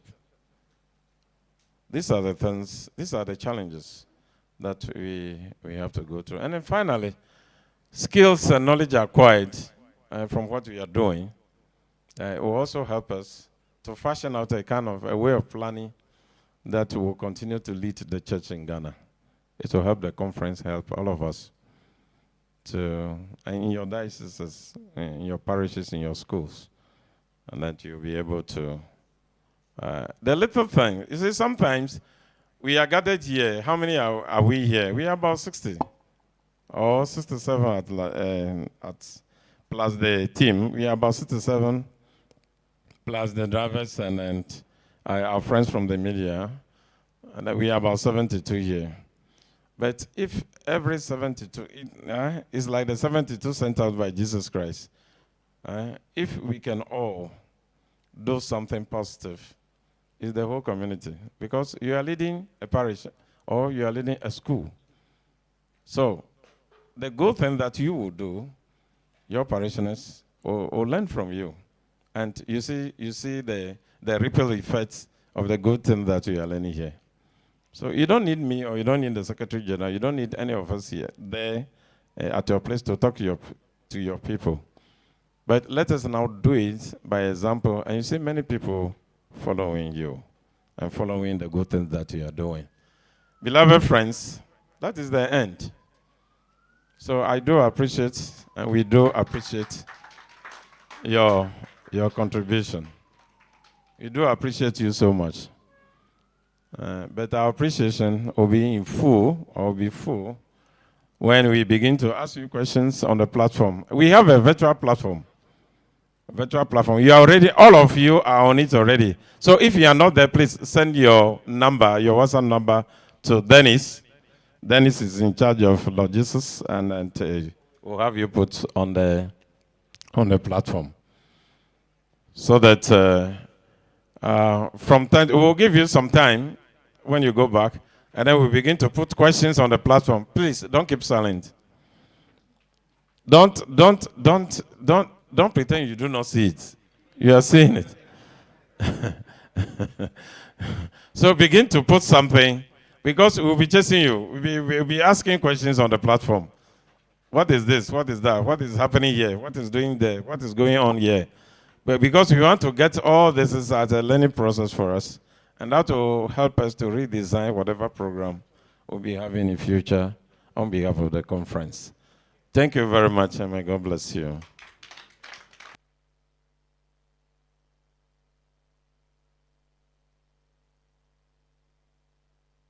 So, what is the time now? 12:37, so we are in the region of lunch now. So the question that you ask should be very short in such a way that we'll not eat into our lunchtime. Now, you have questions. You have questions to work on when we come back in the afternoon. We want to ask one now. So remember that. Yes, Vice President, yes. Yes, please. Thank you very much for your presentation. It's a concern when in your presentation, when you mentioned various ways of degrading the environment, you mentioned sun winning or sun mining. And to my shock and dismay, you said OT region. I am from OT. I have 4 other people here adding to me. We are 5 from OT. But I think it's not a far-fetched example to use OT region sun winning as a problem at all for the environment, because OT region is not a place where sun is in demand at all for any other reason. So I know you sought your information from some sources. If you could go back for them to clarify this one for you, so you upgrade your information on this sun winning issue. Because as for OT, no. If it's bush burning is our problem, and lumbering. Yes. Bush burning and lumbering is our problem, but sun winning. Sun winning. Yes, I think I meant land grabbing, because there was a study made. I think that. So. Sun winning is around the region of. I mean, that's what I know. Water region, and then the along the coast and. Places where these constructions take place, building of roads and all that, all the regions, almost all the regions, yeah. Almost all the regions. So I acknowledge that. And I want to support your point on land grabbing. If it is land grabbing, then you are right. Yes. So these are the things, Father. By supporting me, you are supporting a just cause, and I'm sure that you are doing something about it already. Sometimes we need to be talking to the chiefs, and let us begin to make even the chiefs, the elders, make them our friends. Sometimes they do not know. They do not know. I can tell you, sometimes they do not know the effects. You see, they take the money, but they don't know the effect that this is having, the negative effect. You take the money today, you spend the money today, and it's finished. But what you are causing to the next generation, you might not know. So let us befriend them and then explain things to them. They will have a way of doing it. Yes. Yes. James, Father James Yamba. Yes, Yamba. Yes. You have emphasized so much that we don't need you to go on with the implementation. But there's a small problem. I remember when you were launching this program, I said you invited some people. Yes, yeah. It's just like we are going back to fight. It's a battle for me. It's a battle we're going in. Because people are profiting from all these activities that we are talking about. And so getting them on board, because it's going to be a collaborative effort. I mean, as a pastor, just in my church or my church members or the youth or these other people who are outsiders will need to come to support. But we need to bring them on board. And sometimes that is where the constraints are. And so sometimes there's always a need for a little push, small support. Thank you. Support in terms of money or... I think it should be ideas because it will not be too difficult when you visit, let's say, the district secretary, the district chief executive or the municipal chief executive. Even he or she will be delighted to receive you at his office in a castle. Wonderful. And then you begin a conversation. The conversation might not necessarily be about environment. It could be maybe for a meal in your house or somewhere. Or a conversation somewhere. It might not be related to environment. But it is during such conversations, and they say in vino veritas, it is when you have food and drinks around. That's where you talk about things that, the truth, the necessary things of life. So as you gather around those, you begin talking about, district chief executive. What about this area which you may have been, you have heard of already, and you know what is happening. And then you're talking about this. How do you do this? Give you an idea. We're going to have this. Can we have this so that we have a forum for these people? And that's how it begins. That is how it begins. You don't need to write a letter, formalize this. You can do it in an informal way. An informal way of doing things, you can get to greater heights. It begins small, and then you might not even consider it, but you try something, it becomes very huge. Very huge. You know, when I was in Uganda as development coordinator, we used to build schools, schools and water and all those things that development officer would do. And then one day I just met the MP. MP used to work at the secretariat before. And then we started a conversation and all that and all that and all that. And that little conversation led to something very big. And then we had boreholes, all kind of things, mechanizing them and doing all that, going to the villages, even hard to reach areas. And sometimes even our car had to find a way because there was no road. And so we have to drive through the bush and all that. That's how we reach out to as many people as possible, because some help was coming from somewhere, and also to add to what we have been doing. So there are many ways by which we can do this. So you just go and think about what you can do. You can call the office all the time. You can call the office and say, this is what you want to do. How do you go about it? And we can share ideas together, okay? We don't have all the ideas. You may have even wonderful ideas than we have at the office. But as you share your ideas, then we also learn a lot from you, yes. The next one. All right, thank you very much. Father, I had wanted to ask this question when Senate Banahini was making his presentation. Yeah. But since yours has an intersection with his, I would like to ask you instead. Mm-hmm. If I cannot answer, I'll refer. Now, my question goes like this. You know, in all what we are saying, picking the term ecological citizen from Mr. Banahini's presentation. And I think it reflects in yours as well, because we need to preserve the environment.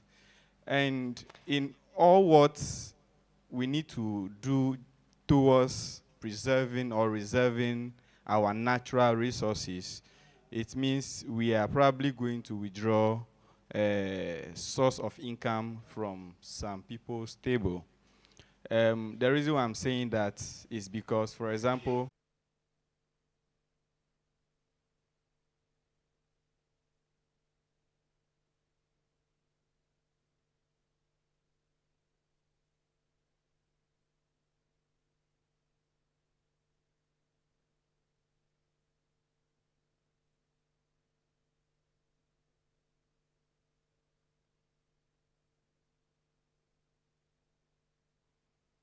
well, if we inculcate this into the educational curriculum, so as we get it right. Is it? All right. All right. Since it is not the entire churches in Ghana that is embarking on this, how feasible it is, or is it going to be that we can capture all the?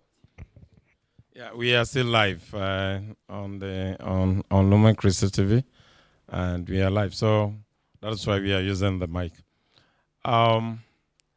Providing alternative, I always believe that is my opinion. I may be wrong.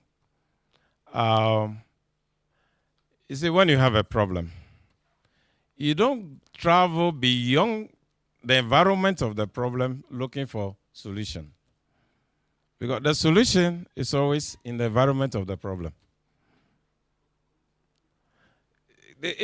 But the solution is always in the down of trees to make charcoal and for all of us. I would say all of us, or almost all of us. But when we begin to learn about the damages caused to the environment, yes, we have to make money with charcoal that we can make there. Now, even if it is the only business activity we are doing over there, like in some churches, they say sow seed. When will that seed grow? It's always sowing the seed. When are we going to? So we can have alternatives. Where about that? Don't we send our children to school? Are they not doing some other work? So if you are a family of 5 and 3 are in school, and you were doing the charcoal burning before you went to school, and now you are graduate working in so in the bank and all that, do you continue cutting thorns? So we begin one activity. Later on, we realize that no. This, what we are doing, no. This one is not good. We change to something else. And now we have little money. We are buying the gas, liquid gas now we are using. Some are using that stoves and just do this, then do this, put the thing on top, and then to bend. You just be watching. She said, I cannot do it. You see, that I cannot do it attitude. Will you change anything? We have to learn to do something new. You see? So every day she goes to the market to buy charcoal, and now she's selling the charcoal herself. And she's making money. And I cannot tell her to stop. But I continue teaching her. But I hope one day I will succeed. So these are the things. They are always alternatives in our environment. We just have to explore. Yes. There are 2 questions. And then the second one. The school system. You see, the school system, as I had already indicated, the Secretary General was going to talk about that because we were at that meeting. There is what I will call a renewed plan or a renewed energy of, okay, let me put it, a plan or an agenda of the council that met, the Christian Council, the Ghana Catholic Bishops Conference, and the Muslims Council, and so on and so forth, how to approach this with the government, the MOU. You see, in that MOU, there are a lot of things that are to be done in the education system. And unless that thing is put on paper and signed, you cannot officially implement those things. And they have taken some decisions. I don't want to disclose that because I don't know. But they are doing something about it now. And they have been doing things about it over 10 years now. But they are approaching it with a different approach, or they are using a different approach now to see if we can get there. But however, that besides, we can begin doing something on our own. I think you have some forum or some meeting with your students. Is that not it? Sometimes you have it, whether formal or informal, in a church, or you have some gatherings and all that. You can begin to do some of these things there. Because that one is not the classroom where you be monitoring whether you are teaching mathematics or science or something. So at such forum, you can introduce some of these things. And befriend your mistresses or headmasters and all that. And tell them some of these things. And sometimes you'll be amazed. They are also interested, but nobody has the courage to do it. So when you approach them, they are, oh, Father, why don't you slot this in? That was a good idea. Why don't you do it? And so they created a forum and environment for you to do it, and you can get it there. All right. Before the MOU is signed, if it is going to be signed at all, we are struggling. A conference signed. Yes. Thank you. I think this should be the last one. You are all hungry. Is that not it? And you should go and rest for the afternoon. So we take the last one. Yes, please. Some of the issues I want to suggest that we do is to know that we can make it. There are some of the issues, if we don't watch the things from the way the people think, it becomes very difficult. My area, the northern part, the shea trees, that is our the important tree, cash crop. Then sometimes it's also used for charcoal, also used for other things. When we think, the southern sector, he would think about the cocoa is good, it's giving them money. How many years do you grow the cocoa to be able to produce? You have to project it. So I think if we go to teach our children, our people to get to know this, that as time goes on there, they keep on running with shea butter to the Western world. People are looking for it. It's very important. Now we're killing them. 10 years to come, we may not have shea trees again. It's very sympathetic. So I think if we sit down with them and speak to them to understand, they also have this mentality that when you plant a shea tree, you will not live to get the fruit. So because of that, they don't have that kind of desire to plant it, because it's a long, it will take 20, 50 years for it to grow. Yet we go on destroying them. We're not looking for the future. Where are we going to? I think if we sympathize with the environment, we will be able to protect ourselves. And those days, they used to use the natural way, cutting the tree. For instance, you only go when naturally a tree dries. Then you go and look for it and harvest. If wind comes to pull them down, you go and pick, while naturally they were supplying by themselves. But now that we go into, can we make a policy that if you want to be a charcoal seller, then you should be somebody having a forest. When you finish exhausting it, that is all. You cannot produce charcoal again. And that will help us. Oh, thank you, Father. Thank you so much, Father. You mentioned one thing that went back to those early days. You know, those days when we're looking for firewood, nobody will go to the bush or whatever and go and cut a fresh tree and make a fire. That was not, it was unthinkable. It was dried trees that are falling somewhere in the forest, and then that's why we go and chop with our cutlasses and bring home as firewood. And that's what people will use for charcoal.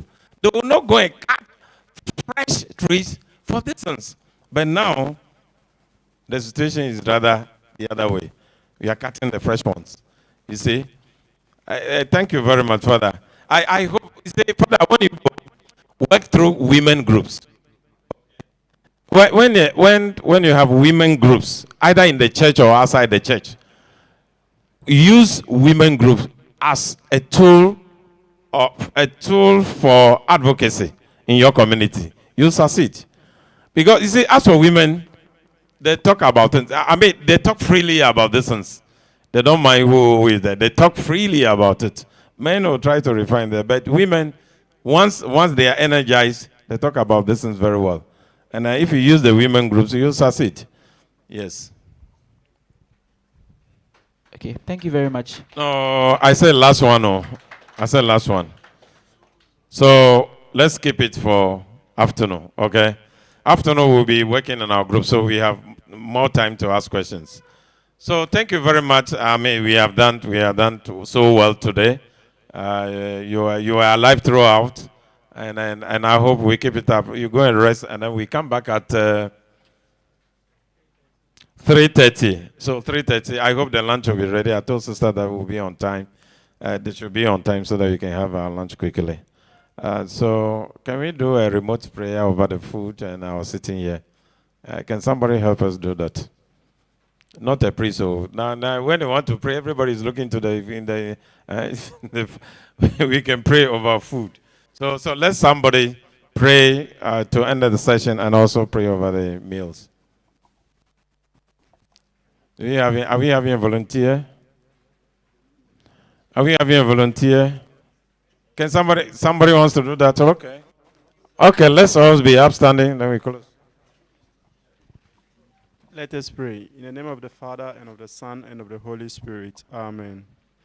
We thank you, Father, for how far you have brought us. We pray that this discussion and deliberations will go a long way to solving our problems on the environment. We also pray committing the food into your hands. May you bless it for our use. In Jesus' name we pray. Amen.